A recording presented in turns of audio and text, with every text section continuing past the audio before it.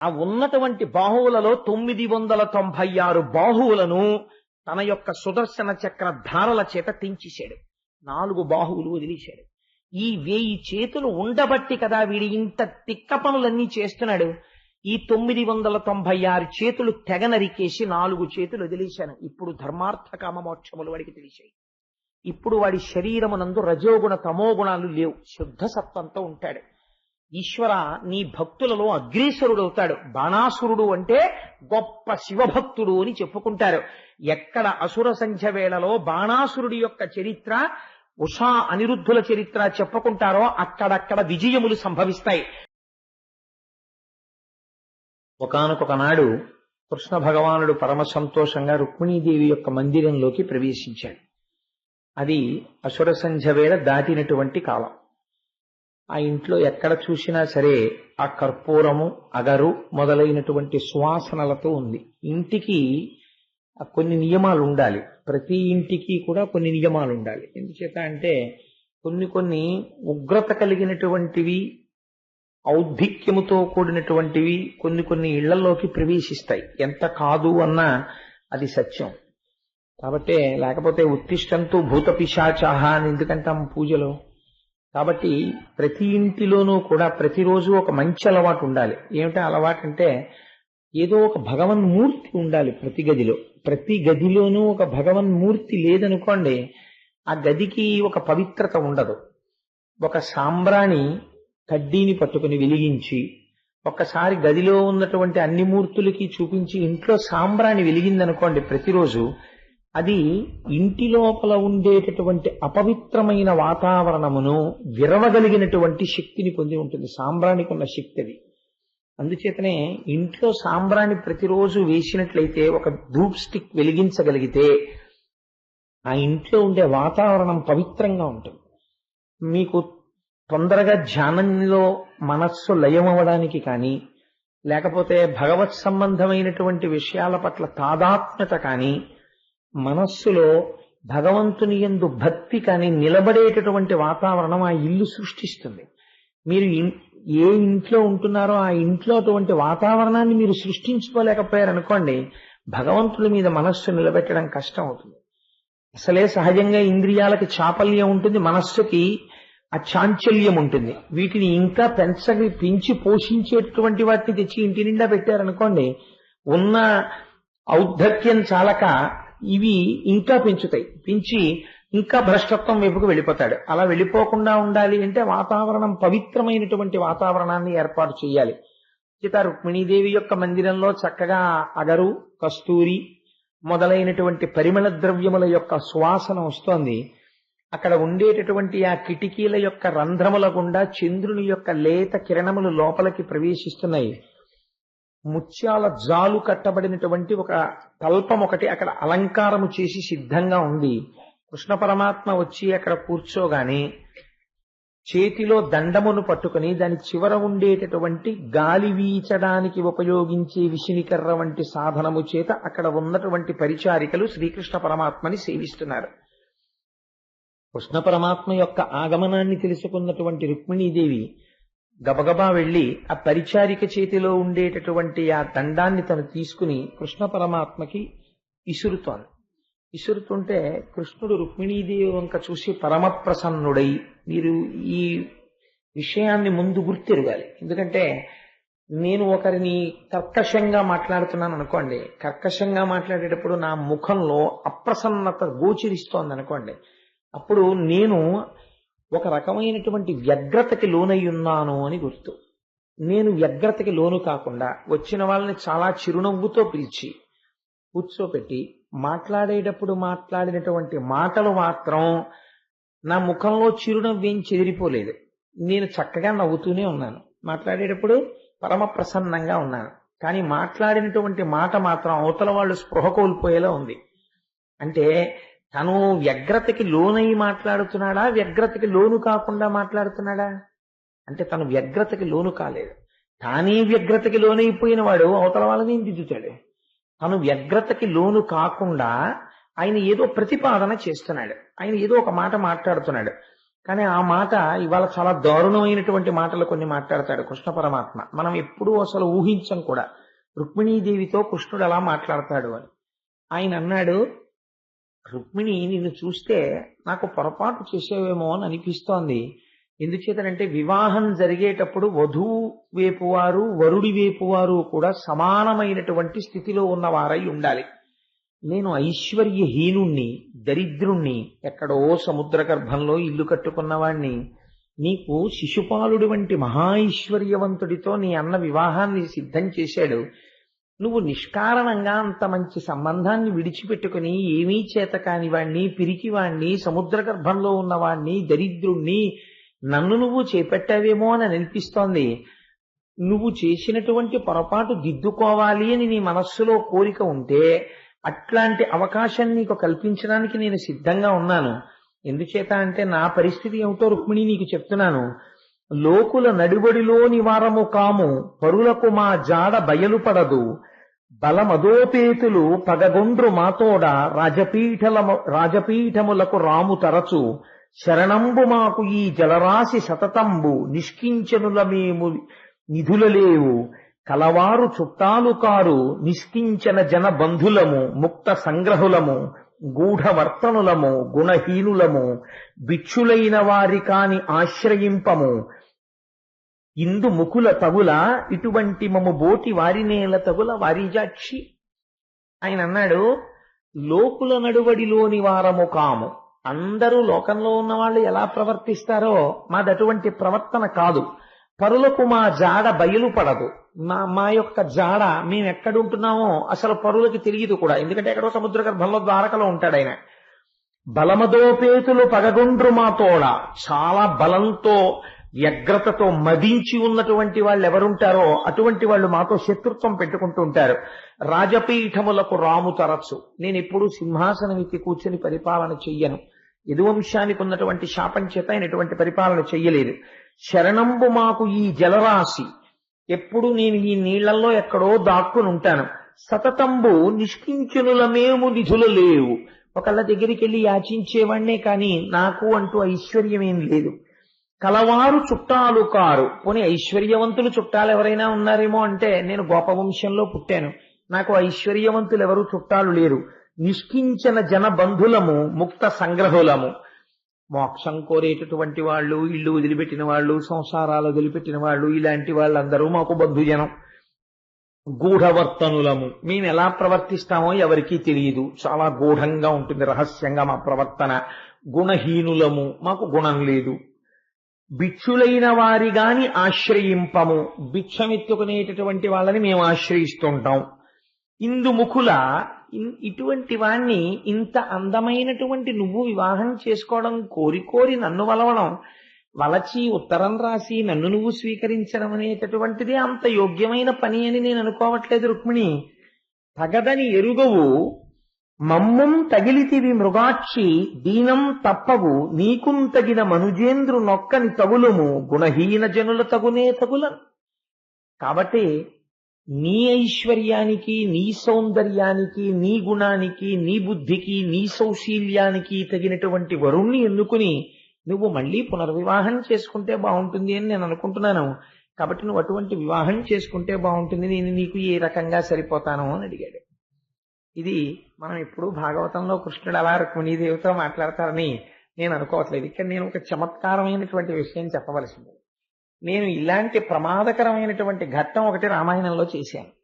ఎప్పుడు చేశాను అని మీరు అడుగుతారేమో. నేను రామాయణం చెప్పిన నాళ్ళు అందరూ ప్రసన్నంగా ఉన్నారు నా పట్ల. రామాయణంలో ఉంది కాబట్టి నేను ఒకటి చెప్పాను. ఎప్పుడు? యుద్ధకాండలో సీతమ్మ తల్లిని అగ్నిప్రవేశం చెయ్యమని రాముడు మాట్లాడుతున్నప్పుడు రాముడు మాట్లాడిన కొన్ని మాటలు నేను చెప్పాను. మీరు చెప్తే నమ్మరు. నేను ఇంటికి వెళ్ళాను, అయ్యో ఆయన ఆ రోజు సాయంకాలం వరకు నాకు నమస్కారాలు పెట్టిన వాళ్ళు కూడా నన్ను కొట్టలేదంతే. యథార్థంగా జరిగిందండి ఇది రామాయణంలో. నాకు ఫోన్లు చేసి కంఠాలు ఎంత కోపంగా ఉన్నాయో తెలుసా అండి. మర్యాదకి కోటేశ్వరారు అన్నారు.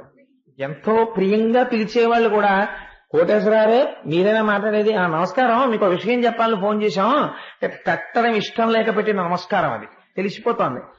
కోటేశ్వరారు అండి మాట్లాడేది, నమస్కారం సార్ అనేవాడు కూడా అలా అనలేదు. అంటే నేను నమస్కారాల కోసం వెర్రిక్కిపోతున్నానని కాదు, ప్రవర్తనలో చేసిన తేడాకి చెప్తున్నాను. అని ఏమిటంటే మీరు ఇవాళ అలా చెప్పారు, ఏమిటి సీతమ్మ తల్లి అంత లోకుగా దొరికిందండి రాముడికి? మీరు చెప్పింది మాకు జీర్ణం కాలేదు, రేపు మీరు దీని మీద క్లారిఫికేషన్ ఇవ్వండి అన్నారండి. నేను తెల్లబోయాను. ఇదేమిటని, నన్ను పలహారం చేయనివ్వలేదు, నన్ను పడుకోనివ్వలేదు, ఫోన్లే ఇలా పెట్టను, ఫోన్ రాను, మళ్ళీ ఎత్తను. ఏమిటంటే సీతమ్మ విషయంలో అలా ఏమిటి? నేనా బాధ్యుడి? ఎన్ని ఫోన్లో, ఆఖరికి నేను ఇంకా పడుకోవడానికి కూడా టైం సరిపోక 11:30 అయిపోతోంది. ఓ ఫోన్ మాట్లాడుతుంటే పీప్ పీప్ అని వచ్చేస్తోంది ఫోను. విసిగిపోయి 11:30కి టెలిఫోన్ డిస్కనెక్ట్ చేశాను. డిస్కనెక్ట్ చేసి మర్నాడు సంధ్యావందనం చేసుకుని ఫోన్ తగిలించాను. మళ్ళీ మొదలు. మళ్ళీ కోటేశ్వరారు మీరు చెప్పింది మాకు నచ్చలేదు, సీతమ్మ తల్లిని అలా అనడం ఏమిటండి రాముడు అని మళ్ళీ ఫోన్లు. అయ్యా నేనేం చేయగలనండి, వాల్మీకి రామాయణంలో ఉన్నది చెప్పాను, అలా నాకు జీర్ణం కావట్లేదు, మీరు క్లారిఫై చేయండి అన్నారు. అంటే మీకు ఒక ఆశ్చర్యకరమైన విషయం తెలుసా అండి, ఉన్న రామాయణాన్ని ఉన్నట్టు చెప్పగలను కానీ మార్చి ఎవరి తృప్తి కోసం నేను చెప్పలేను. కానీ దాని గురించి నేను ఒక వివరణ చేస్తే కొంచెం దాన్ని నక్క అండం మానేసి అది జంబుకము అని నేనంటే వాళ్ళకి తృప్తి కలిగింది. కాబట్టి అప్పుడు నేను దాన్ని ఇంకొంచెం మెత్తగా వివరణ చేస్తే కొంత వాళ్ళు తృప్తి పడ్డారు. కానీ నాకు అనిపించింది రామాయణం విన్న వాళ్ళకి రామభక్తి కన్నా సీతమ్మ పట్లే వీళ్ళు ఎక్కువ భక్తి పెంచుకున్నారనిపించింది. ఆ రామాయణానికి అందుకే ఎలా ఉంది, వాల్మీకి మహర్షి సీతాయాస్ చరితం మహత్ అని పేరెట్టుకున్నాడు. నా జీవితంలో నేను మర్చిపోలేని సంఘటనల్లో అదొకటి. సీతమ్మ తల్లి పట్ల అంత భక్తితో అంతమంది, అంటే ఇవాళ నాకు అలా చేయకుండా ఉంటారని నేను ఇది చెప్పుకుంటున్నాను అనమాట. రుక్మిణీదేవితో కృష్ణుడు ఇలా మాట్లాడారని మళ్ళీ ఆ రోజు సంఘటనలు మొదలవుతాయేమో అని ముందుగా చెప్పుకుంటున్నాను. అందుకని నేను అలాంటి అవకాశం ఇవ్వకుండా నేను ముందే వివరణ చేసేస్తాను, మీరు తృప్తి పడిపోతారు, నాకు బాగా తెలుసు. ఎందుకంటే రామయ్య అమాయకత్వం కృష్ణయ్య దగ్గర ఉండదు, గాంభీర్యంతో ఉంటాడు. ఈయన చాలా చమత్కారంగా ఉంటారు కృష్ణస్వామి, అందుకని ఆయన తెలిసిపోతారు, ఆయన స్పష్టంగా కనపడిపోతారు. కాబట్టి ఇవాళ మనకు అటువంటి ప్రమాదం దాపురించదు.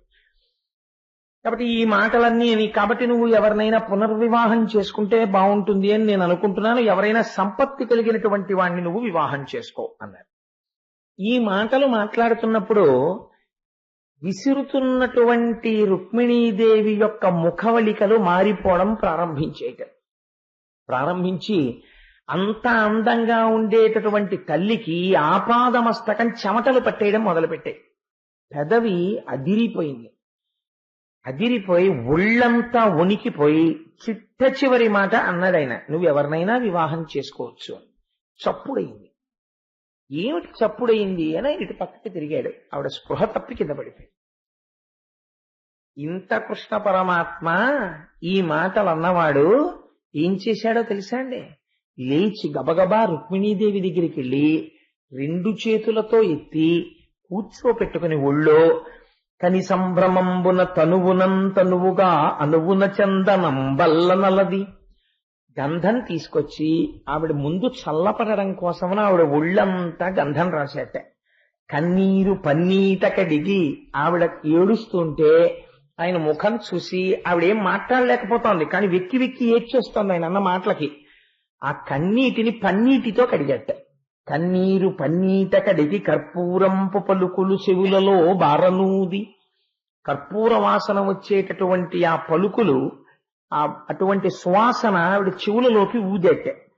కర్రమొప్ప ముచ్చాల సరుల చిక్కెడలించి ఉరమున పొందుగా నిరవు కొలిపి, ఆ పడిపోయినప్పుడు హారాలన్నీ ఒక పక్కకి చిక్కు పడిపోయి అవన్నీ చిక్కులు విడతీసి గుండెల మీద చక్కగా వేశాట.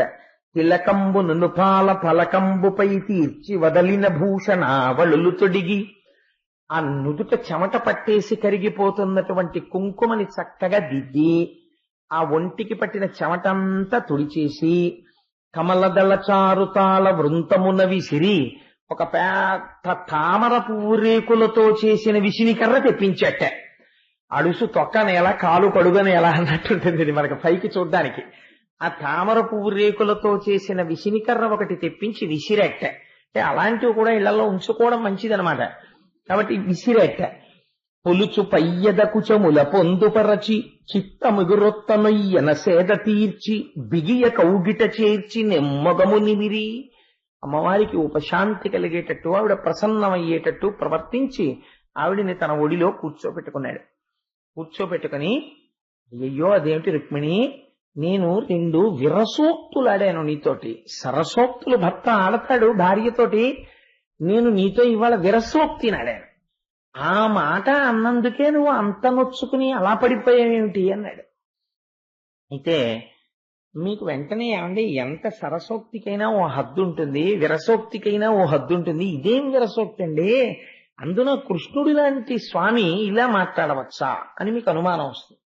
నేను మీకు ఒక ఉదాహరణ చెప్పేస్తే మీరు తొందరగా దీన్ని పట్టుకుంటారు.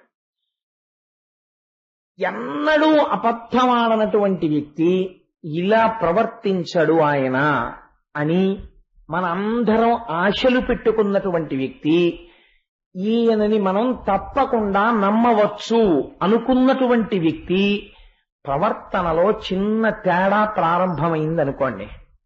చిన్న తేడా ప్రారంభమైతే చిన్న తేడా ఏది, కానీ బెంగ చాలా ఉంటుంది. ఏమండి, ఎవరో తెలిసి తెలియని వాళ్ళు, ఎవరిష్టం వచ్చినట్టు వాళ్ళు ప్రవర్తించే వాళ్ళు అంటే వేరు, ఈయన అలా ఉండడు అని మనం అనుకున్నాం. అలాంటిది ఆయన ఏమిటండి ఈ మధ్య ప్రవర్తనలో చిన్న తేడా కనపడుతోంది అని బెంగ పెట్టేసుకుంటాం. రుక్మిణీదేవి యందు చిన్న దోషము కలిగింది. ఏమిటి ఆ చిన్న దోషం అంటే, దీన్ని సత్యభామ యందు భరిస్తాడు స్వామి, రుక్మిణీదేవి యందు భరించడు. రుక్మిణీదేవికి చిన్న అతిశయం వచ్చింది. ఏమిటంటే, అష్టమహిషులలో నేను పట్టమహిషిని, నేను ప్రధానమైనటువంటి భార్యని, పట్టమహిషిని. కాబట్టి కృష్ణ పరమాత్మ తప్పకుండా నా మందిరానికి విచ్చేస్తుంటారు. మీకు యథార్థం ఏమిటో తెలుసా అండి, కృష్ణ పరమాత్మ 16,000 మంది ప్లస్ యనమండుగురు, 16,000 యనమండుగురు గోపికల ఇంట్లోనూ కూడా కనపడతాడు. ప్రతిరోజు ఉంటాడు, అందరితోనూ క్రీడించినట్టు ఉంటాడు. కానీ ఆయన అస్కలిత బ్రహ్మచారి. అదో ఆశ్చర్యకరమైన పరబ్రహ్మము యొక్క స్థితిని మనం ఊహించలేం, దాన్ని మనం ఆలోచించలేం, అది మన మేధస్సుకు అందేటటువంటి విషయము కాదు. కాబట్టి రుక్మిణీదేవికి కలిగినటువంటి చిన్న అతిశయం అది పెరిగి పెద్దదైపోతే ఆవిడ ఉపద్రవాన్ని తెచ్చుకుంటుంది. అలా తెచ్చుకోకూడదు. ఆవిడ లక్ష్మీ అంశ, కారుణ్యమూర్తి అయి ఉండవలసిన తల్లి. ఆ తల్లికి ఇవాళ ఇంతమంది సమతులతో ఉండడంలో అతిశయ భావన కలుగుతోంది.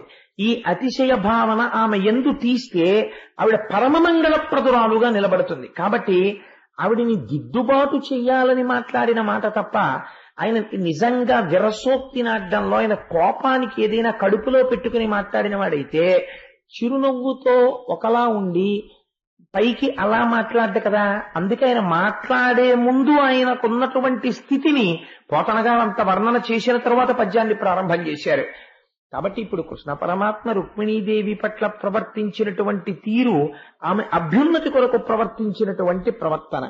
ఈ మాటలు వినగానే అమ్మవారు చాలా అద్భుతమైనటువంటి విషయం ఒకటి చెప్పింది. ఆవిడంది, కృష్ణ, మీరు చెప్పినటువంటివన్నీ పరమయథార్థములు, మీరు చెప్పిన దాంట్లో ఒక్కటి కూడా అసత్యం లేదు. మీరు ఇందాక అన్నారే, మీరు చెప్పిన దాంట్లో ఏది అబద్ధం కాదు. కాబట్టే నేను చేసుకుంటే మిమ్మల్ని చేసుకోవాలని, మీకు మాత్రమే పత్నిని కావాలని పలవరించి మీకు భార్యనయ్యాను.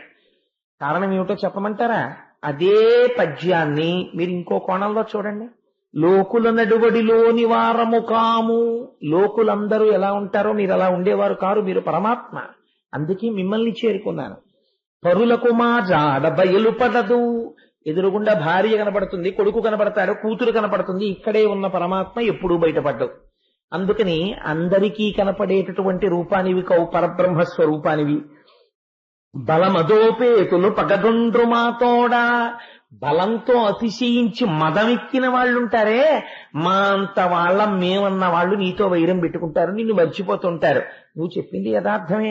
రాజపీఠములకు రాముతరచు. సమస్త బ్రహ్మాండములను హేళగా నిర్వహించేటటువంటి నీకు పరిమితమైన ఒక సింహాసనం మీద కూర్చోవలసిన అవసరం ఉందా? అందుకు నువ్వు రాజపీఠాలెక్కవు. శరణంబు మాకు ఈ జలరాశి సతతంబు. ఈ నీటిలోకి వచ్చి నువ్వు ఉండడం అనేటటువంటిది అందరిలా ఉన్నవాడివి కావు. యుద్ధం జరుగుతున్నప్పుడు ఒక్క ప్రాణి కూడా మరణించకూడదని అందరినీ భద్రంగా తెచ్చి ఇక్కడ పెట్టడం కోసమని తీసుకొచ్చిన వాడివి. నువ్వు మాత్రం జరాసంధుడు వచ్చినప్పుడు, కాలయవనుడు వచ్చినప్పుడు అక్కడే ఉన్నావు, ఆ మధురానగరం కోటలోనే ఉన్నావు. కాబట్టి నీ చేష్టితములు లోకరక్షణ కోసమే కాని నీ చేష్టితములు నీ రక్షణ కొరకు కావు. కలవారు చుట్టాలు కారు, ఐశ్వర్యవంతులు ఎవరు నీకు చుట్టాలు కారు. ఎందుకని ఐశ్వర్యవంతులు చుట్టాలు కారు అంటే అర్థం డబ్బొస్తే భగవంతుడికి దూరం అయిపోతారని కాదు దాని అర్థం. మీరు వేరొక కోణంలో అర్థం చేసుకోవాలి. మేము ఐశ్వర్యవంతులము, మీరు ఐశ్వర్యవంతులు కారు అన్న భావన పెరిగిన వారికి ఆయన దగ్గర వాడు కాడు. ఇది ఈశ్వర విభూతి, నాకున్న ఐశ్వర్యం పరమేశ్వరుడిచ్చింది అన్నవాడికి ఆయన ఎప్పుడు దగ్గరే. మేము ఐశ్వర్యవంతులం, మేము కలవారం అండి, వాళ్ళతో మేము ఎలా కూర్చుంటాం కలిసి అన్నాడు అనుకోండి ఎవరో ఒక ఆయనకి ఆయన దూరం అయి ఉంటాడు. కాబట్టి ఇలా నిష్కించన జనబంధులము అన్నీ విడిచిపెట్టి, అన్నీ ఉన్నా అన్నీ వదిలిపెట్టి ఈశ్వరుడే మాకు కావాలని భగవంతుడి కోసమే జీవితము గడిపేటటువంటి పరమ భాగవతోత్తములు ఎవరుంటారో అటువంటి వారికి చెందిన వాడవు నువ్వు. కాబట్టి ముక్త సంగ్రహులము, ఎప్పుడూ కూడా తాను పరబ్రహ్మస్వరూపుడై తన నడువడి ఒకరు అర్థము చేసుకోలేని రీతిలో ఉండేటటువంటి వాడు. భిక్షులైన వారి కాని ఆశ్రయింపము, అన్నీ విడిచిపెట్టేసి ఎప్పుడు ఈశ్వరుణ్ణి చెయ్యి చాపి అడిగి పుచ్చుకునేవాణ్ణే తప్ప ఒకరి దగ్గర చెయ్యి చాపనన్న వాడి దగ్గర చెయ్యి చాపేటటువంటి వాణ్ణి. అంటే అందుకే నేను ఎవరి కాళ్ళు కడుగుతానో తెలుసా, నేనెవరికి నమస్కరిస్తానో తెలుసా అని అడిగాడు ఆయన. ఎవరికి నమస్కరిస్తావు కృష్ణ అంటే, మనస్సులో ఏ కోరిక లేకుండా ఎప్పుడూ భగవంతుడి గురించి చెప్పుకుని రమించిపోయేటటువంటి బ్రాహ్మణోత్తముడు ఎక్కడున్నాడో వాడి పాదములకు నేను నమస్కరిస్తున్నాను అన్నాడు కృష్ణ భగవానుడు. కాబట్టి ఇందుముఖుల తగుల ఇటువంటి మమ చోటి, సౌందర్యవంతులైనటువంటి కాంతలకి నీతో పని లేదు అన్నావు. నిజమే, నీకు కావలసినది అంతఃసౌందర్యం తప్ప బాహ్య సౌందర్యంతో నీకు పనేమిటి? కృష్ణ, నువ్వు అన్న మాటలలో చమత్కారాన్ని నేను గ్రహించగలిగాను. ఇటువంటి వాడివి కాబట్టే నేను చేరుకున్నాను స్వామి. నాకు ఇంత తపస్సు చేసి నిన్ను పొందడానికి కారణం అదే. చూడండి, భగవంతుని యొక్క హృదయాన్ని అర్థం చేసుకోవడంలో, భగవద్వాక్యాన్ని విని తప్పు దిద్దుకోవడంలో ఈశ్వరుడికి దగ్గరవుతారు. అధిక్షేపించారనుకోండి దూరం అయి ఉండేవారు. ఈశ్వరుడు తప్పు దిద్దడానికి మాట్లాడినటువంటి సంఘటనని, ఒక మాటని మన జీవితానికి అన్వయం చేసుకుని దిద్దుకోవడానికి మనం సిద్ధపడితే మనం రుక్మిణీదేవిలా దగ్గరికి జరుగుతాం. అలా జరగడానికి మీరు ఇష్టపడక మా అంతటి వారము మేము అన్నారనుకోండి, ఈ పై సీసపద్యంలో ఏదో ఒక పాదంలోకి వెళ్ళి పడతారు, ఈశ్వరుడికి దూరం అవుతారు. అందుకే పద్యరచన ఎంత గంభీరంగా జరిగిందో చూడండి. ఆ ఆంధ్రీకరణము పోతన గారికే చెల్లింది, మహానుభావుడికి. ఆ పోతన గారి పాదములకు నా శిరస్సు ఉంచి నమస్కారం. కాబట్టి అని ఆవిడంది, నీరదాగమ మేఘ నిర్యత్పయప్పాన చాతకం వేగునే చౌటిపడెకు పరిపక్వమాకంద ఫలరసంపుల గ్రోలు క్రీరంబుసనునే దత్తూరములకు గణరవాకర్ణనోత్కలిత మయూరము కోరునే కఠిన జిల్లీరవంబు కరికుంభ పిశిత సద్గ్రాస మోదిత సింహమరుగునే శునక మాంసాభిలాష బ్రవిదలాకార భవదీయ పాద పద్మ యుగ సమాశ్రయ నైపుణత్యోగ చిత్తమన్యు చేరునే తనకు పాస్యంబుగాగా భక్త మందార దుర్భర భవ విదూర అందావిడ. ఎంత గొప్ప మాట మాట్లాడిందో చూడండి. ఈశ్వర చేతక పక్షికి ఒక లక్షణం ఉంటుంది. శంకరాచార్యుల వారు శివానంద లహరిలో స్తోత్రం చేస్తారు ఆ చేతకాన్ని. కారుణ్యామృతవర్షిణం గల విపద్గ్రీష్మచ్చిదాకర్మటం అని. ఆ చేతక పక్షి దానికి దాహం వేస్తుంది. దాహం వేస్తే నోరు ఎండిపోయినా సరే చేతక పక్షి భూమి మీద వచ్చి పడిపోయినటువంటి నీటి గుంటలో ఉన్న నీటిని తాగదు. అది నోరు పైకి పెట్టి మేఘం వచ్చి మేఘం కురుస్తున్నప్పుడు పడేటటువంటి చినుకులు భూమి మీద పడకముందు పట్టి తాగుతుంది తప్ప తాను మాత్రం భూమి మీదకి రాదు.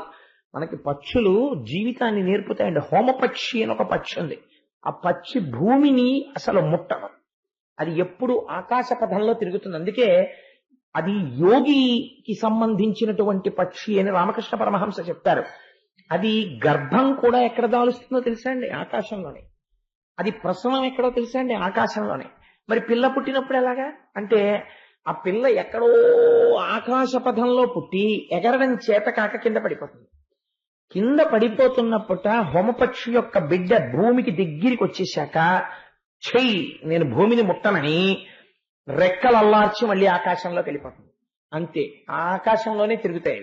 తిరిగి అంతరిక్షంలోనే శరీరాలు వదిలిపెట్టి శరీరాలు కూడా అక్కడే తేలికాయి తప్ప అసలు అవి భూమి మీద పడవు. ఎప్పుడూ అలాగే ఉంటాయి. ఆకాశంలో తిరగడం అంటే ఏమిటో తెలుసా అండి? ఆకాశంత అంతటా వ్యాపించినది.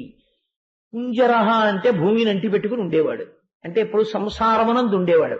ఎప్పుడు ఈశ్వరానుసంధానము తప్ప సంసారానుసంధానము తెలియనటువంటి మహాయోగి పుంగవులకు సంకేతముగా ఉంటుంది ఆ పక్షి. అలా తిరుగుతుంది. కాబట్టి పక్షుల్లో ఎంత చమత్కారం ఉంటుందో, ఎన్ని రకాల పక్షులున్నాయో ప్రపంచంలో. రామాయణంలో ఆ పక్షుల గురించినటువంటి ప్రస్తావన చాలా ఎక్కువగా ఉంటుంది. సరే, అందుచేత ఆవిడంది చాతక పక్షి ఆకాశంలోంచి మేఘము కురుస్తున్నప్పుడు ఉన్నటువంటి వాన తాగి బతుకుతుంది తప్ప భూమి మీద ఎక్కడో ఒక మురికి గుంటలో ఉన్నటువంటి నీటిని తాగి బతుకుదామని చాతక పక్షి అనుకోదు. అలాగే చిలుక తను తినవలసి వస్తే ఆరముగ్గినటువంటి మామిడి పండుని మామిడి చెట్టు మీద కూర్చుని తింటుంది తప్ప అయ్యో మామిడి పండు దొరకలేదు కదా అని ఉమ్మెత్త చెట్టు మీద వాలి ఉమ్మెత్తకాయని చిలుక కొరకదు. అలాగే నెమలి తాను నాట్యం చెయ్యవలసి వస్తే నెమలి ఎప్పుడు సంతోషిస్తుంది అంటే ఎండాకాలం పూర్తయిపోయి సాయంకాలం అయ్యేటప్పటికి చీకటైపోయి ఆకాశం అంతా నల్లటి మబ్బు పట్టేసి గాలొచ్చి ధూళి రీగుతూ ఆకాశంలో ఒక్కసారి పెద్ద ధనొచ్చి మెరుపు మెరిసి ఇంకా వర్షపు చినుకులు ప్రారంభమై టప్ టప్ అని ఇంతంత చినుకు పడడం మొదలవగానే ఆ నెమలి ఇలా కంఠమెత్తి మగనెమలి అటు ఇటు చూసి ఆకాశం వంక చూసి ఆకాశం చేసినటువంటి ఆ మేఘము యొక్క ధ్వనిని చూసి పొంగిపోయి పింఛాన్ని ఎంత విప్పగలదో అంత విప్పి ఇంకా ఇంకా ఇంకా ఇంకా విప్పడానికి ఇలా ఇలా ఇలా అని ఇంత పింఛం విప్పి అడుగులు వేసి అప్పుడు నాట్యం చేస్తుంది తప్ప దిక్కుమాలిన అడవిలో ఏల పురుగుల ధనులకు నెమలి నాట్యం చెయ్యదు కృష్ణ. అలా ఒకవేళ ఏనుగు తినవలసి వస్తే ఆకలి వస్తే ముత్యములు నిలవ ఉన్నటువంటి బ్రహ్మాండమైనటువంటి ఏనుగు యొక్క కుంభస్థలం మీదకి దూకి కూర్చుని తన పంజాతో కొట్టి చీల్చి ముత్యములను అటు ఇటు తోసి కుంభస్థలంలో ఉన్న మాంసాన్ని తింటుంది తప్ప అనారోగ్యంగా ఉందని అడవిలో కనబడిన కుక్క మాంసం సింహం తిందవు. అలా నేను బ్రతికి ఉన్నంత కాలము, నా జన్మ ఉన్నంత కాలము నీ పాదములను సేవించేదానను తప్ప అన్యుల పక్కకి మనస్సు చేత వాక్కు చేత కూడా చేరేదానను కాను. ఈశ్వర, నువ్వు ఇవ్వగలిగిన వరం ఉంటే నాకు అది ఇయ్యి అని అడిగింది. ఏమి రుక్మిణీదేవండి, కృష్ణుడు ఎటువంటి విరసోక్తి మాట్లాడితే ఆవిడ ఎటువంటి ప్రతిజ్ఞ చేసి మాట్లాడిందో చూడండి. ఇప్పుడు ఏం తెలుసుకుంది ఆవిడ? భగవంతుని యొక్క పవిత్రతని, ఆయనకున్నటువంటి బేలతనాన్ని దిద్దడానికి ఒక్క మాట అంటే స్పృహ తప్పి పడిపోతే అయ్యో నేను ఇంత కఠినంగా అనకుండా ఉండవలసిందేమోనని పరిగెత్తుకొచ్చి గబగబా కన్నీరు తుడిచినవాడు కాడు. ఈవిడ కన్నీరు నా చేత్తో తొడవానవా అని పన్నీట చెయ్యి ముంచి కన్నీరు తుడిచాడు. ఆయన చేతులతో ఒళ్ళంతా గంధం పూశాడు. తన తొడ మీద కూర్చోబెట్టుకున్నాడు. ఆవిడ నగలన్నీ తాను దిద్దాడు. చుట్టూ ఆవిడ చెలికెత్తెలు చూస్తున్నారని కూడా సిగ్గుపడలేదు. సిగ్గుపడకుండా ఇంతమంది మధ్యలో ప్రియమార కౌగలించుకున్నాడు. 2 చేతులతో ఎత్తి తీసుకెళ్లి పాంపు మీద పడుకోబెట్టాడు. పడుకోబెట్టి ఒక మాట అంటున్నాడు, రుక్మిణి, నీవు పతివ్రతామణివి, నిర్మల ధర్మ వివేకశీల సద్భావవు, నీ మనోగతుల బాయక ఎప్పుడు అస్మదీయ సంసేవయ కాని అన్యము భజింపవు, పుట్టిన నాట నుండి నీ భావమిరింగియుండియను పల్కిన తప్పు సహింపు మానిని అన్నాడు. సత్యభామాదేవి కాళ్ళు పట్టుకుని చెప్పినటువంటి పద్యానికి ఉన్న ప్రాశస్త్యం రుక్మిణీదేవి విషయంలో చెప్పినటువంటి పద్యానికి లోకంలో అంత ప్రచారం లేదు. కానీ ఆనాడు కృష్ణ పరమాత్మ ఎంత బేలగా మాట్లాడాడో చూడండి. రుక్మిణీదేవి దగ్గరికి వెళ్ళి ఆవిడొక్క మాట చెప్తే ఆయన అన్నాడు, నీవు పతివ్రతామణివి, నాకు తెలుసు రుక్మిణి, నువ్వు పరమ పతివ్రతవి, నిర్మల ధర్మ వివేక శీల సద్భావవు, నిర్మలమైనటువంటి మనస్సు కలిగిన దానివి, వివేకమున్న దానివి. ఎంత గొప్ప మాట అన్నాడో చూడండి. నా భర్త నన్నొక్క మాట అన్నారంటే నన్నేదో దిద్దడానికి అన్నవారే తప్ప నా మనస్సు బాధ పెట్టడానికి అన్నవారు కాదు. నా వల్ల ఏ పొరపాటు జరిగిపోయిందో అని నీలో నీవు బెంగ పెట్టేసుకోవడంలో స్పృహ తప్పిపోయిన స్వభావం ఉన్నదానవు. బాల్యము నుండి నన్ను ప్రేమించిన దానవు. ఎన్నడూ నా నుండి విడివడకుండా ఉండాలని కోరుకున్న దానవు. పుట్టిన నాటి నుండి నన్నే స్మరించిన దానవు. అటువంటి దాని పట్ల నేను కొంచెం ఎక్కువ మాట్లాడి ఉంటే నా తప్పు సహించు రుక్మిణి. 2 చేతులు ఎత్తి ఇలా అన్నట్టు.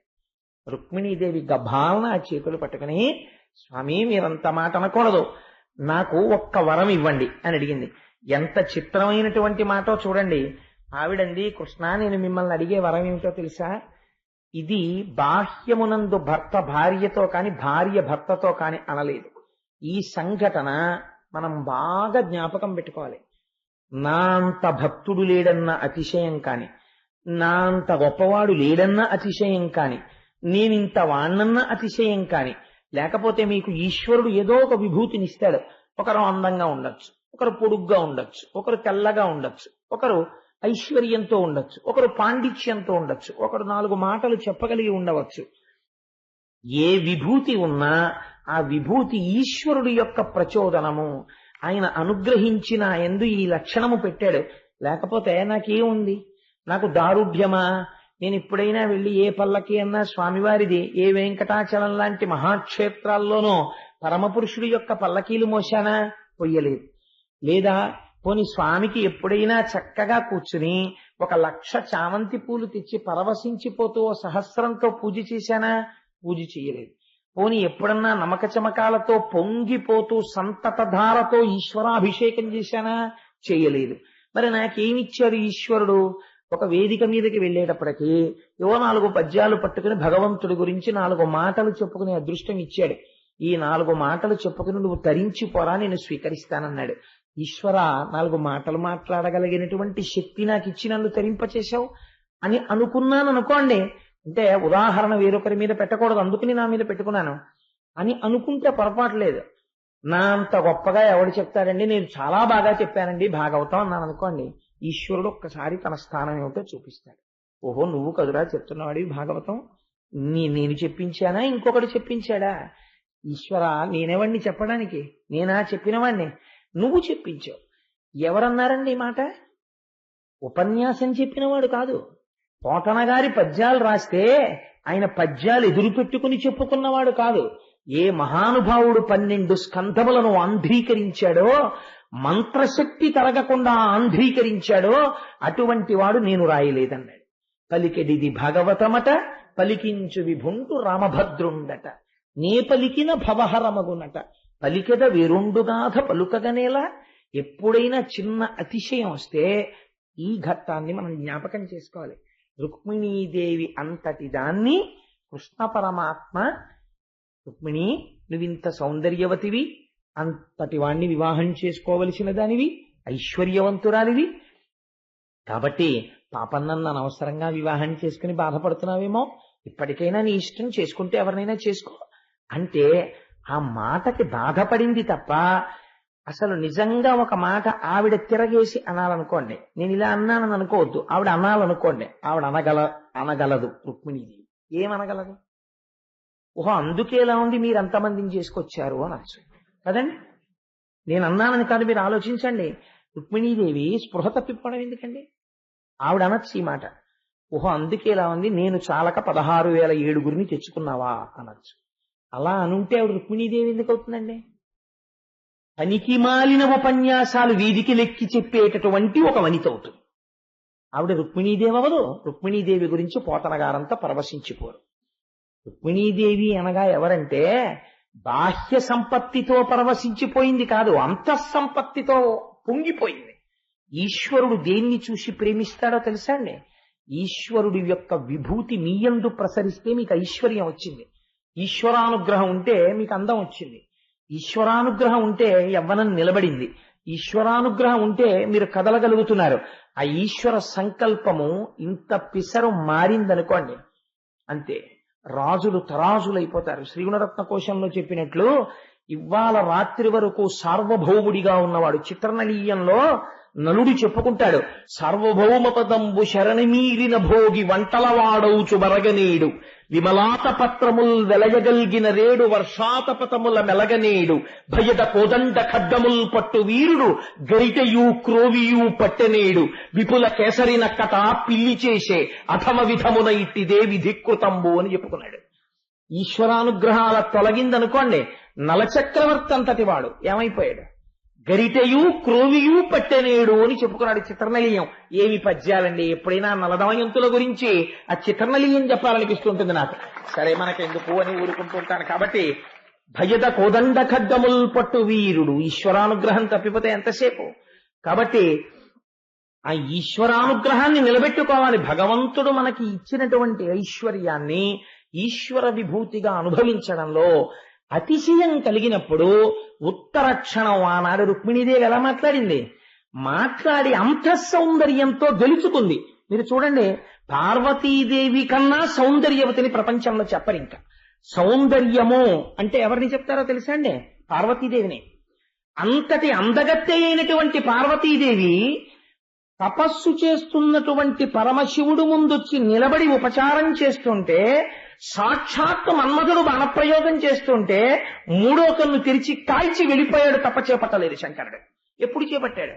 అపర్ణయై ఆకులు కూడా తిండం మానేసి తపస్సు చేసి సొక్కిపోయి ఇలా అయిపోయి నాకు ఈశ్వరుడే భర్తగా కావాలంటే ఆనాడు బ్రహ్మచారిగా వచ్చి మళ్లీ పరీక్ష చేశాడు. తన పెళ్లి చెడగొట్టుకోవడానికి తానే వచ్చి తన మీద చెప్పుకున్నవాడు ఈ సృష్టిలో ఉన్నవాడు ఉంటే శంకరుడే బ్రహ్మచారిగా వచ్చి. అప్పుడు ధూర్త బ్రహ్మచారి ఎవడరా నువ్వు శివలింగ చేశావంది ఆవిడ. అప్పుడు మెచ్చుకుని నిన్ను పెళ్లి చేసుకుంటానని శంకరుడిగా కనబడ్డాడు. ఈశ్వరుడు అడిగేది ఏదో తెలుసా అండి? అంతఃసౌందర్యం అడుగుతాడు. బాహ్య సౌందర్యము ఈశ్వరుడి దగ్గర పనికొచ్చేది కాదు. బాహ్య సౌందర్యం అంతా చెప్పి ఇందువల్ల కృష్ణుడు సత్యభామతో చాలా పొత్తుగా ఉన్నాడు అని ఎవరైనా అన్నారు అనుకోండి, నీకు భాగవతం చేత కాక నువ్వు అలా చెప్పావు. భాగవత పరిశీలన నీకు చేతనైతే రుక్మిణీదేవిది పెద్దపీట. ఎందుచేత పెద్దపీట అంటే అంతఃసౌందర్యము చేత స్వామిని గెలుచుకుందావిడ. నువ్వెప్పుడు గెలుచుకోవాలంటే పరమాత్మని అంతఃసౌందర్యంతో గెలుచుకోవాలి.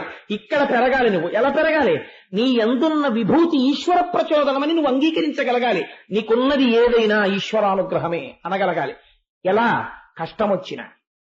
రుక్మిణీదేవి ఈ మాట అంటే నేను అందుకే అన్నాను, నువ్వు అందుకే చేసుకున్నావా అని ఉంటే ఇంత గొప్పగా కృష్ణ పరమాత్మ తీసుకెళ్లి పడుకోపెట్టి ఇన్ని ఉపచారములు చేసి ఆవిడ దగ్గర ఇలా అన్నాడు.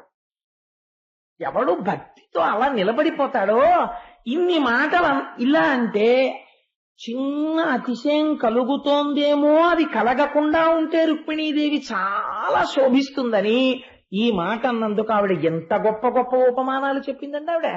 ఇది చూసుకుని పొంగిపోయి అన్ని ఉపచారాలు చేసి నా తప్పు క్షమించు రుక్మిణి అన్నాడు. ఇప్పటి వరకు కృష్ణ పరమాత్మ ఎవరి దగ్గరైనా నిలబడి నన్ను క్షమించు అని అడగడం మీరు విన్నారా భాగవతంలో? మొట్టమొదటిసారి రుక్మిణీదేవి దగ్గర అడిగాడు. అంటే ఈశ్వరుడు ఆయన కింకరుడిగా ఉండాలని కోరుకున్న వాడి దగ్గర ఎలా ఉంటాడో చూడండి. ఇంత వశుడవుతాడు ఈశ్వరుడని నిన్ను నువ్వు సంస్కరించుకోవలసినటువంటి విధానాన్ని విరసోక్తిని రుక్మిణి పట్ల ప్రదర్శించినట్టుగా ప్రకటించినట్టుగా చూపించినటువంటి ఒక మహోత్కృష్టమైనటువంటి ఘట్టము. దీన్ని తెరకెక్కించడంలో ఉన్న రహస్యం ఏమిటో తెలుసా అండి? అది త్రికాలవేది కృష్ణ పరమాత్మ యొక్క ఆంతర జీవితమును కూడా దర్శనము చేయగలిగినటువంటి మహాపురుషుడైతేనే దాన్ని చెప్పగలడు. ఎవరు చెప్పగలరండి? లేకపోతే వెంకటేశ్వర స్వామి వారు 7 కొండలు దిగొచ్చి అలవేలు మంగమ్మ దగ్గరకు వచ్చినప్పుడు అలమేలు మంగమ్మ నాట్యం చేస్తే, నాట్యం చేసినప్పుడు ఒంటి చెమటలు పట్టిన అలమేలు మంగమ్మ ఎలా ఉంటుందో, ఆవిడ మనస్సులో భావన ఎలా ఉంటుందో, అలరులు కురియగా ఆడినదే అలకుల కులుకుల అలమేల్మంగా అనగలగాలంటే అమ్మతనంలో అమ్మతనాన్ని మాత్రమే చూసి అమ్మ మనస్సులో చొరబడి అమ్మకి అయ్య పట్ల ఉన్న శృంగార భావనని, ఆ నాట్యాన్ని తన జ్ఞాన నేత్రంతో చూసి కీర్తించగలిగి భక్తి స్థాయిలో నిలబడి ఆ సరళ రేఖ దాటడం అనేటటువంటిది చేత కాని వినయ సంపత్తి చేత కట్టుబడిన వాగ్గేయకారుడికి తప్ప అంజలికి సాధ్యం కాదు. అది అన్నమయ్య గొప్పతనం. అలా రుక్మిణీదేవి ఇవాళ కృష్ణుణ్ణి వశం చేసుకుని తనవాణ్ణి చేసుకుంది. ఇది రుక్మిణీ విజయము అని నేను అంటాను.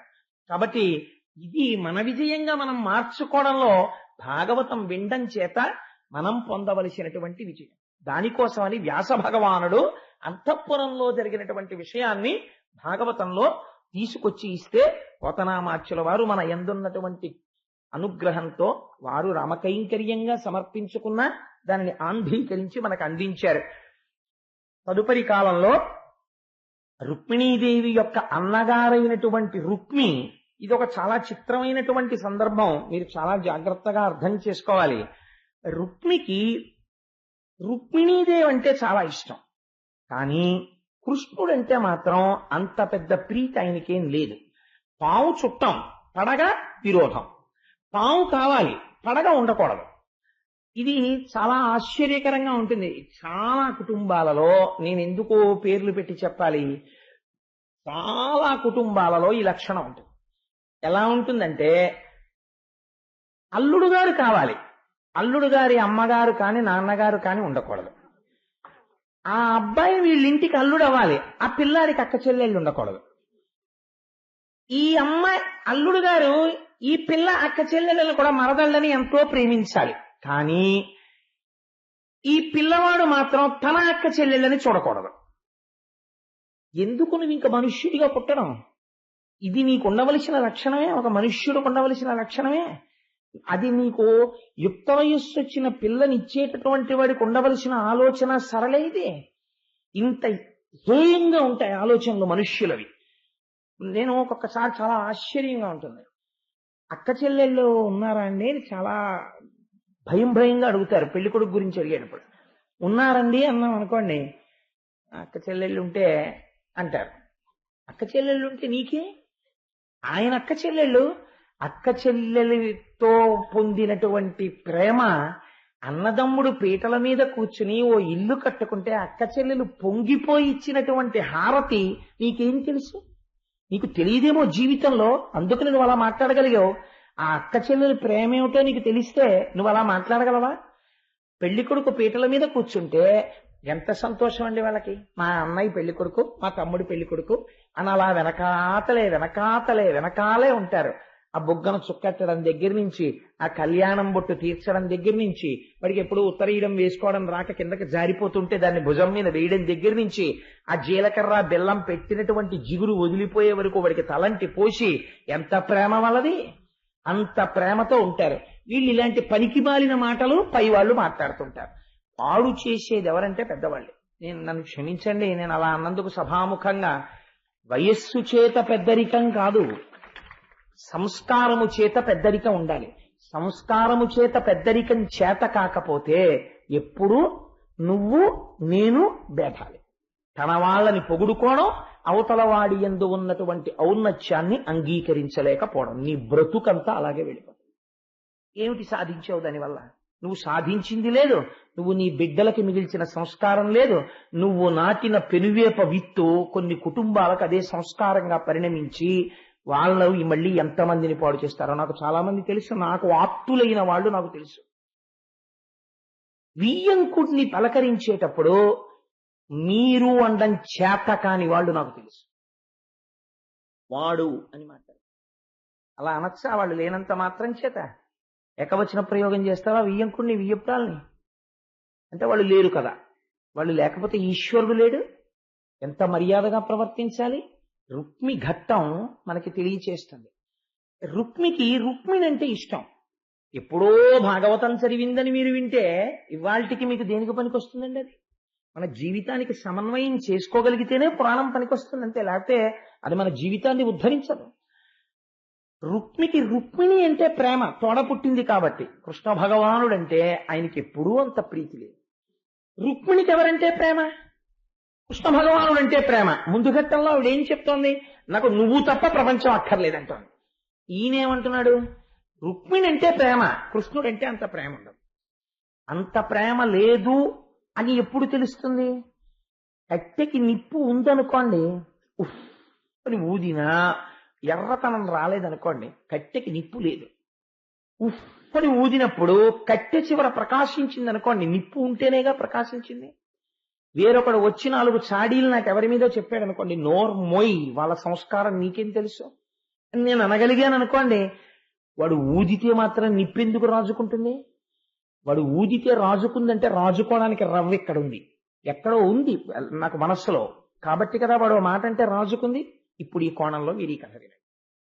రుక్మి, ఎందుకంటే దానికి ముందు ప్రాతిపదిక చెప్పకపోతే మీరు ఆ కోణంలో దాన్ని నేను ఆఖరణ అన్వయం చేయడం కన్నా కొన్ని ముందు చెప్పి మిమ్మల్ని అన్వయం చేసుకోమంటే ఇవి నిత్య జీవితంలోవే కాబట్టి చాలా అందంగా మీరు అన్వయం చేసుకుని చక్కటి సంస్కారమును పొందగలుగుతారు.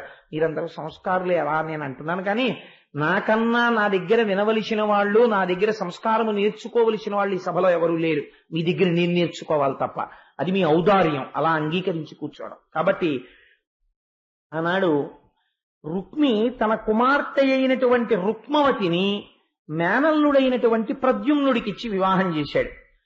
తన వేరొక కుమార్తె అయినటువంటి చారుమతిని కృతవర్మకిచ్చి వివాహం చేశాడు. మనవరాలైనటువంటి రుక్మలోచనని కృష్ణుడి యొక్క మనువడైనటువంటి అనిరుద్ధుడికిచ్చి వివాహం చేశాడు. ప్రద్యుమ్నుడి కుమారుడు అనిరుద్ధుడికిచ్చి వివాహం చేశాడు. అప్పటికి కృష్ణుడి యొక్క సంతతి 16,000 మంది అంగనలు, అష్టమహిషులయందు, ప్రతి వారి యందు 10 మంది కుమారులు కలిగారు కృష్ణ పరమాత్మకి సమానంగా. ఆయన కొడుకులు, అల్లుళ్ళు, ఆయన మనవలు, మునిమనవలు, ఇదంతా కలిసి తామర తంపరగా పెరిగిపోయినటువంటి వాళ్ళకి చదువు చెప్పడం కోసమని పెట్టినటువంటి గురువుల సంఖ్య 3,80,000, 100 మంది గురువులు. అంటే ఒక వ్యక్తి నిజంగా ఒక 60 ఏళ్ళో 70 ఏళ్ళో వచ్చేటప్పటికి, ఈసారి మనం అందరం కూడా మకర సంక్రమణానికి నా కడుపున పుట్టిన వాళ్ళు, వాళ్ళ కడుపున పుట్టిన వాళ్ళు, తత్సంబంధీకులు అందరం కలిసి వెంకటాచలం వెడదాం మకర సంక్రమణానికి అన్నాడు అనుకోండి, ఒక 3 బోగీలు రిజర్వేషన్ చేయవలసి వస్తుంది నాన్నగారండి అని పెద్ద కొడుకులు లిస్ట్ రాసుకొచ్చారనుకోండి, నేనంట ఆయన ఐశ్వర్యవంతుడు అంటాను. ఎందుకంటే ఆయన పిలిస్తే వస్తారు. ఎంతమంది నీకుంటే ఎందుకు, నువ్వు పిలిస్తే రాని వాళ్ళ సంఖ్య ఎక్కువ ఉందనుకోండి, నీవు ఐశ్వర్యము లేనివాడవు. నువ్వు పిలిస్తే పరిగెత్తుకు రావాలి 10 మంది, అలా రాగలుగుతున్నారంటే నువ్వు ఐశ్వర్యవంతుడివి, నువ్వు ప్రేమ సంపాదించుకున్నావు ప్రపంచంలో. కాబట్టి కృష్ణ పరమాత్మ ఇంతమంది గురువులు పెట్టవలసి వచ్చింది అంటే ఆయన ఎంత సంతోషంగా, ఎంతమంది మనవలతో, కొడుకులతో, కోడళ్లతో, ముని మనవలతో ఎంత సంతోషంగా ఎలా కాలం గడుపుతున్నాడో మీరు ఆలోచించండి. అటువంటి సమయంలో వివాహం జరిగింది. బలరాముడు కృష్ణ పరమాత్మ ఆ విదర్భ రాజ్యానికి వెళ్ళి అక్కడ వివాహ వేడుకలు చాలా సంతోషంగా జరిగిపోయాయి. వేడుకలన్నీ జరిగిపోయిన తర్వాత కొత్త పెళ్లి కొడుకు, కొత్త పెళ్లి కూతురు అందరూ బయలుదేరిపోవడానికి సిద్ధపడుతున్నారు. అక్కడికి కళింగరాజు వచ్చాడు. ఈ కళింగరాజుకి లేనిపోని పెద్దరికం ఒకటి ఉంటుంటుంది కొంతమందికి, ఇదో అక్కర్లేని పెద్దరికం. ఇలాంటి వాళ్ళని చేర తీసేటప్పుడు చాలా జాగ్రత్తగా ఉండాలి. బంధువులలోనే ఉంటారు ఓర్వలేని వాళ్ళు ఉంటారు. వాళ్ళ స్థానాన్ని మీరు పరిమితం చేయకపోతే అన్నిటికీ వాళ్ళకేం పెద్దపీట వెయ్యక్కర్లేదు. వాళ్ళకి సంస్కారం లేని బంధువులు అయినప్పుడు వాళ్ళ స్థానం వాళ్ళకి చూపిస్తే చాలు, తప్పేం లేదు. దేహబంధుత్వం ఎంతవరకు అంతవరకు ఆ గౌరవం చాలు. సంస్కార బలం పెంచుకోలేని వాళ్ళు, సంస్కార బలం పెరిగిన వాళ్ళు ఉంటారు, వాళ్ళు దేహబంధుత్వం చేత దూర బంధువులు అయినా వాళ్ళకి పెద్దపీట వేయాలి. ఎందుకని? సంస్కార బలం చేత పెద్ద బంధువులు వాళ్ళు. అందుచేత చూడండి ఎంత చిత్రం జరిగిందంటే, ఒక నీతి చింద్రికలో ఒక మాట చెప్తారు. వెనకటికి ఒక రాజుగారి యొక్క పట్టె మంచానికి ఒక నల్లి ఉండేది. ఆ నల్లి రాజుగారు తినడం అంటే ఎటువంటి ఫుడ్ తింటాడండి ఆయన? మనలాగా తినడు కదా. అంటే మనం ఏం తక్కువ తింటలేదు, ఈశ్వరానుగ్రహం చేత మనం కూడా మంచి ఆహారం తినగలిగిన సమర్థతని ఈశ్వరుడు మనకి ఇచ్చాడు. మీరు ఇచ్చిన పళ్ళే చాలు రోజును అన్ని ఇప్పిస్తున్నాడు నాకు, ఇంకా మళ్ళీ మనలా అనడం ఎందుకు? ఈశ్వరుడు నేను తిన్నట్టు రాజులు తింటున్నారు అంటే సరిపోతుందేమో అసలు. అందుకని అంత మంచి ఆహారం తినేటటువంటి రాజు యొక్క రక్తము చాలా రుచిగా ఉంటుంది కదా. అందుకని ఆ రాజు పడుకుని నిద్రపోతుంటే నల్లికి ఒక లక్షణం ఉంటుంది, నిద్రపోతే తప్ప నల్లి కుట్టదు. అందుకని చక్కగా రోజు రాత్రి బాగా నిద్రపోయిన తర్వాత ఈ నల్లి వచ్చి కుట్టి చక్కగా నెత్తురు తాగేసి వెళ్ళి పడుకునేది. రాజు ఎప్పుడూ పట్టించుకోలేదు. కానీ ఒకనాడు ఎక్కడో దూరదేశం నుంచి ఓ దోమ ఒకటి వచ్చింది. ఈ నల్లితో బంధుత్వం పెట్టుకుంది. అది పెట్టుకుని వచ్చి, నువ్వు రాజావారి అంతఃపురంలో ఉంటావు కదా, నేను ఇంత ఇంత చుక్క నెత్తురు రాజుగారికి తాగెళ్ళిపోతాను, ఎప్పటి నుంచో కోరిక, నీ కాళ్ళు పట్టుకుంటే తీరుతుంది అంటున్నారు, ఇంత చుక్క తాగనిద్దు అంది. అంటే అదంది, వద్దు వద్దు, నాకు అంటే అలవాటు, రాజు బాగా గాఢ నిద్ర పోయిన తర్వాత ఆయనకి తెలియకుండా తాగుతాను, తెలిస్తే కొంపలు అడిపోతాయి, అందుకని వద్దు, నేను నిన్ను తాగనివ్వను అంది. అలా కాదు, నువ్వు ఇంద్రుడివి, చంద్రుడివి, ఉపేంద్రుడివి, అంతవాడివి ఇంతవాడివి, నువ్వు తలుచుకుంటే ఎంతసేపు, నన్ను ఒక్క చుక్క తాగని అంది. నల్లి మంచంలో ఉంటుంది అడుగున, దోమ పైన తిరుగుతుంది. ఈ పిచ్చనల్లి అంది, అయితే రాజు బాగా నిద్రపోయిన తర్వాత మాత్రమే తాగు, తాగేటప్పుడు కూడా చాలా జాగ్రత్తగా తాగు, ఏ అవయవం మీద పడితే అవయవం మీద వాలకు, ఇన్ని మాటలు చెప్పింది. అలాగే అలాగే అంది. రాజు వచ్చి ఇలా పడుకున్నాడు. దీనికి తొందర, ఎప్పుడు తాగేద్దాం ఎప్పుడు తాగేద్దాం అని. ఆయన ఇలా పడుకుని కళ్ళు మూసుకుని, ఇంకా గుర్రు పెట్టలేదు ఆయన, ఇంకా బాగా నిద్రపోలేదు. ఇది ముఖం వంక చూసింది. రాజావారి ముఖం అంటే ఎంత బాగుంటుంది, చక్కగా అందంగాను. అందుకని రాజుగారి ముక్కు మీద వాలి తాగితే బాగుంటుందని ముక్కు చివర వాలి తాగబోయింది. తాగబోతే రాజుకి చుర్రుమని ఒక్క దెబ్బ కొట్టాడు. ఇలాగ కొట్టే తప్పుకున్నది. తప్పుకుని మళ్ళీ రాజు నిద్రపోకముందే చెంప మీద వాలింది. మళ్ళీ కొట్టాడు, మళ్ళీ తప్పుకుంది. మూడో మాట మళ్ళీ వచ్చి నుదుటి మీద వాలింది, మళ్ళీ కొట్టాడు, తప్పుకుంది. ఇలా అనుకున్నాడు. 3 దద్దుర్లు కనపడ్డాయి. ఒక్కసారి లేచి, ఎవరక్కడ అన్నాడు. ప్రభు ఏమైంది అని పరిగెత్తుకొచ్చారు. ఏమిటి దిక్కుమాలిన మంచం, ఇందులో ఏముంది, అస్తమానం నన్ను ఏదో కుడుతోంది మొహం మీద అన్నాడు. ప్రభు, ఇవాళకి మీరు ఈ హంసతూలికా తల్పం మీద పడుకోండి, దాన్ని తీసుకెళ్లి శుభ్రంగా పరుపు గిరుపు దులిపేసి మంచం దులిపారు. ఈ నల్లి కింద పడింది, దీన్ని తప్పించారు, దోమ వెళ్ళిపోయి. కాబట్టి ఎవరిని పడితే వాళ్ళని బంధువులు కదా అని స్థానాలేమి ఇవ్వక్కర్లేదు. నీతి చంద్రికను అనుసరించి వారి వారి స్థానములలో వారిని ఉండనీయవచ్చు. నేనేం దోషం చెప్పలేదు కదండి, నీతి చంద్రికతో సమర్థించాను కదా. అందుచేత కృష్ణ పరమాత్మదే వెళ్ళి అక్కడ చక్కగా ఆ విదర్భలో రుక్మి యొక్క కుమార్తెకి, రుక్మి యొక్క మనవరాలికి, కృష్ణుడి యొక్క మనవడికి వివాహాలు పూర్తయిపోతే ఆ మధ్యలో బయలుదేరాడు కళింగ దేశాధిపతి. ఇదే చాలా జాగ్రత్తగా ఉండాలి, ప్రత్యేకించి శుభకార్యాల్లో చాలా జాగ్రత్తగా ఉండాలండి. తగుదునమ్మా అని నేను ఎన్నో చోట్ల చూశానండి. కడివేడు పాలల్లో ఉప్పరాయి వేసినట్టు మాట్లాడేవాళ్ళు ఉంటారు. ఒక్క మాట మాట్లాడతారు అంతే వాళ్ళు. అప్పటి వరకు ఎంతో ప్రేమగా ఉన్న వాళ్ళు అనుమానాలు పెరిగిపోతాయి, మాటల తీరు మారిపోతాయి, కుటుంబాలు విడిపోతాయి. వీడెంత సంతోషపడిపోతాడో. వాళ్ళకి అదే పని. సంస్కారము లేని మాట తీరు ఉన్న వాళ్ళని ఎక్కడ ఉంచాలో అక్కడే ఉంచాలి. హాస్యగాడి కింద వాడి వదిలిపెట్టేస్తే చాలు వాళ్ళని. అంత సీరియస్ మైండింగ్ అంటారే, అది ఇవ్వక్కర్లేదు. వాళ్ళకి సంస్కార బలం లేదు మనస్సులో. అందుకని వాళ్ళ మాటకంత విలువ ఇవ్వకూడదు. సంస్కార బలం ఉన్నవాడి మాట ఉంటుంది, దాన్ని మీరు ఎప్పుడూ చాలా జాగ్రత్తగా తీసుకోవాలి. కాబట్టి చూడండి, ఆ కళింగ దేశాధిపతికి ఏం అవసరం? ఒరే, ఒకప్పుడు ఈ రుక్మి తన చెల్లెల్ని కృష్ణుడు ఎత్తుకుపోతున్నాడని చెప్పి పెద్ద యుద్ధానికి వెళ్ళాడు కదా. ఇవాళ వీళ్ళు ఇంత కలిసిపోయారు, మళ్ళీ బంధుత్వాలు కలిసిపోతున్నాయి. వీళ్ళ కొడుకుని తీసుకెళ్లి మళ్ళీ వీడి మనవరాల్ని కూతుర్ని కూడా రుక్మి తీసుకెళ్లి మేనల్లుడికి ఇచ్చేశాడు, వాళ్ళ మనవడికి ఇచ్చాడు. వీళ్ళు ఇంత అన్యోన్యం అయిపోవడమా అని కళింగ దేశాధిపతి కడుపు మండిపోయింది. అసలు వీడి కడుపు మండిపోవడం ఎందుకు? ఊదాడు. ఊదితే ఎందుకు రగులుకోవాలి? రవ్వ ఉంది కాబట్టి. ఎలా ఊదాడు? రుక్మి దగ్గరికి వెళ్ళాడు. వెళ్ళి, ఏమయ్యా నీకేమైనా బుద్ధి ఉందా? అంత తొందరగా మర్చిపోయామిటయా? నీ కూతుర్ని పట్టుకెళ్ళి కృష్ణుడి కొడుక్కిచ్చి వివాహం చేస్తావా? నీకు గుర్తుందా? ఆ రోజున ఉత్తరీయం తీసి నిన్ను బండి చక్రానికేసి కట్టేసి రేవులవారం గొరిగి అని కత్తి పెట్టి నీ జడలు పాయలు పాయలుగా వదిలిపెడితే రాజులందరూ నిన్ను చూసి నవ్వితే భోజకటకాన్ని రాజధానిగా చేసుకుని ఉండిపోయావు. అంత అవమానం చేశాడు. నువ్వు శిశుపాలుడికిచ్చి వివాహం చేద్దాం రుక్మిణిని సిద్ధం చేశావు. తను ఎత్తుకుపోయి హాయిగా ద్వారకలో రుక్మిణీదేవిని వివాహం చేసుకున్నాడు. ఇవాళ ఆ రుక్మిణీదేవికి కృష్ణుడి యందు పుట్టిన కొడుక్కి నీ కూతురునిచ్చి పెళ్లి చేస్తావా? ఇంత తొందరగా ఎలా మర్చిపోయావా ఈ అవమానం? పర్వాలేదు, నీ మనసు మంచిదే, చాలా తొందరగా మర్చిపోతావు అవమానాలు అన్నాడు. ఊదాడు, అంటుకుంది నిప్పు. ఎలా మళ్ళీ నేను తిరిగి అవమానించగలను అన్నాడు. అంటే చూడండి, పాలకొండలో ఉప్పరాయి, ఈ సంఘటనలు పురాణంగా వినడానికి కాదండి, జీవితంలో. అందుకే భాగవతం చదువుకోండి, భాగవతం వినండి అని ఎందుకంటారో తెలుసా? జీవితాన్ని దిద్దుకోవడం అలవాటు అవుతుంది.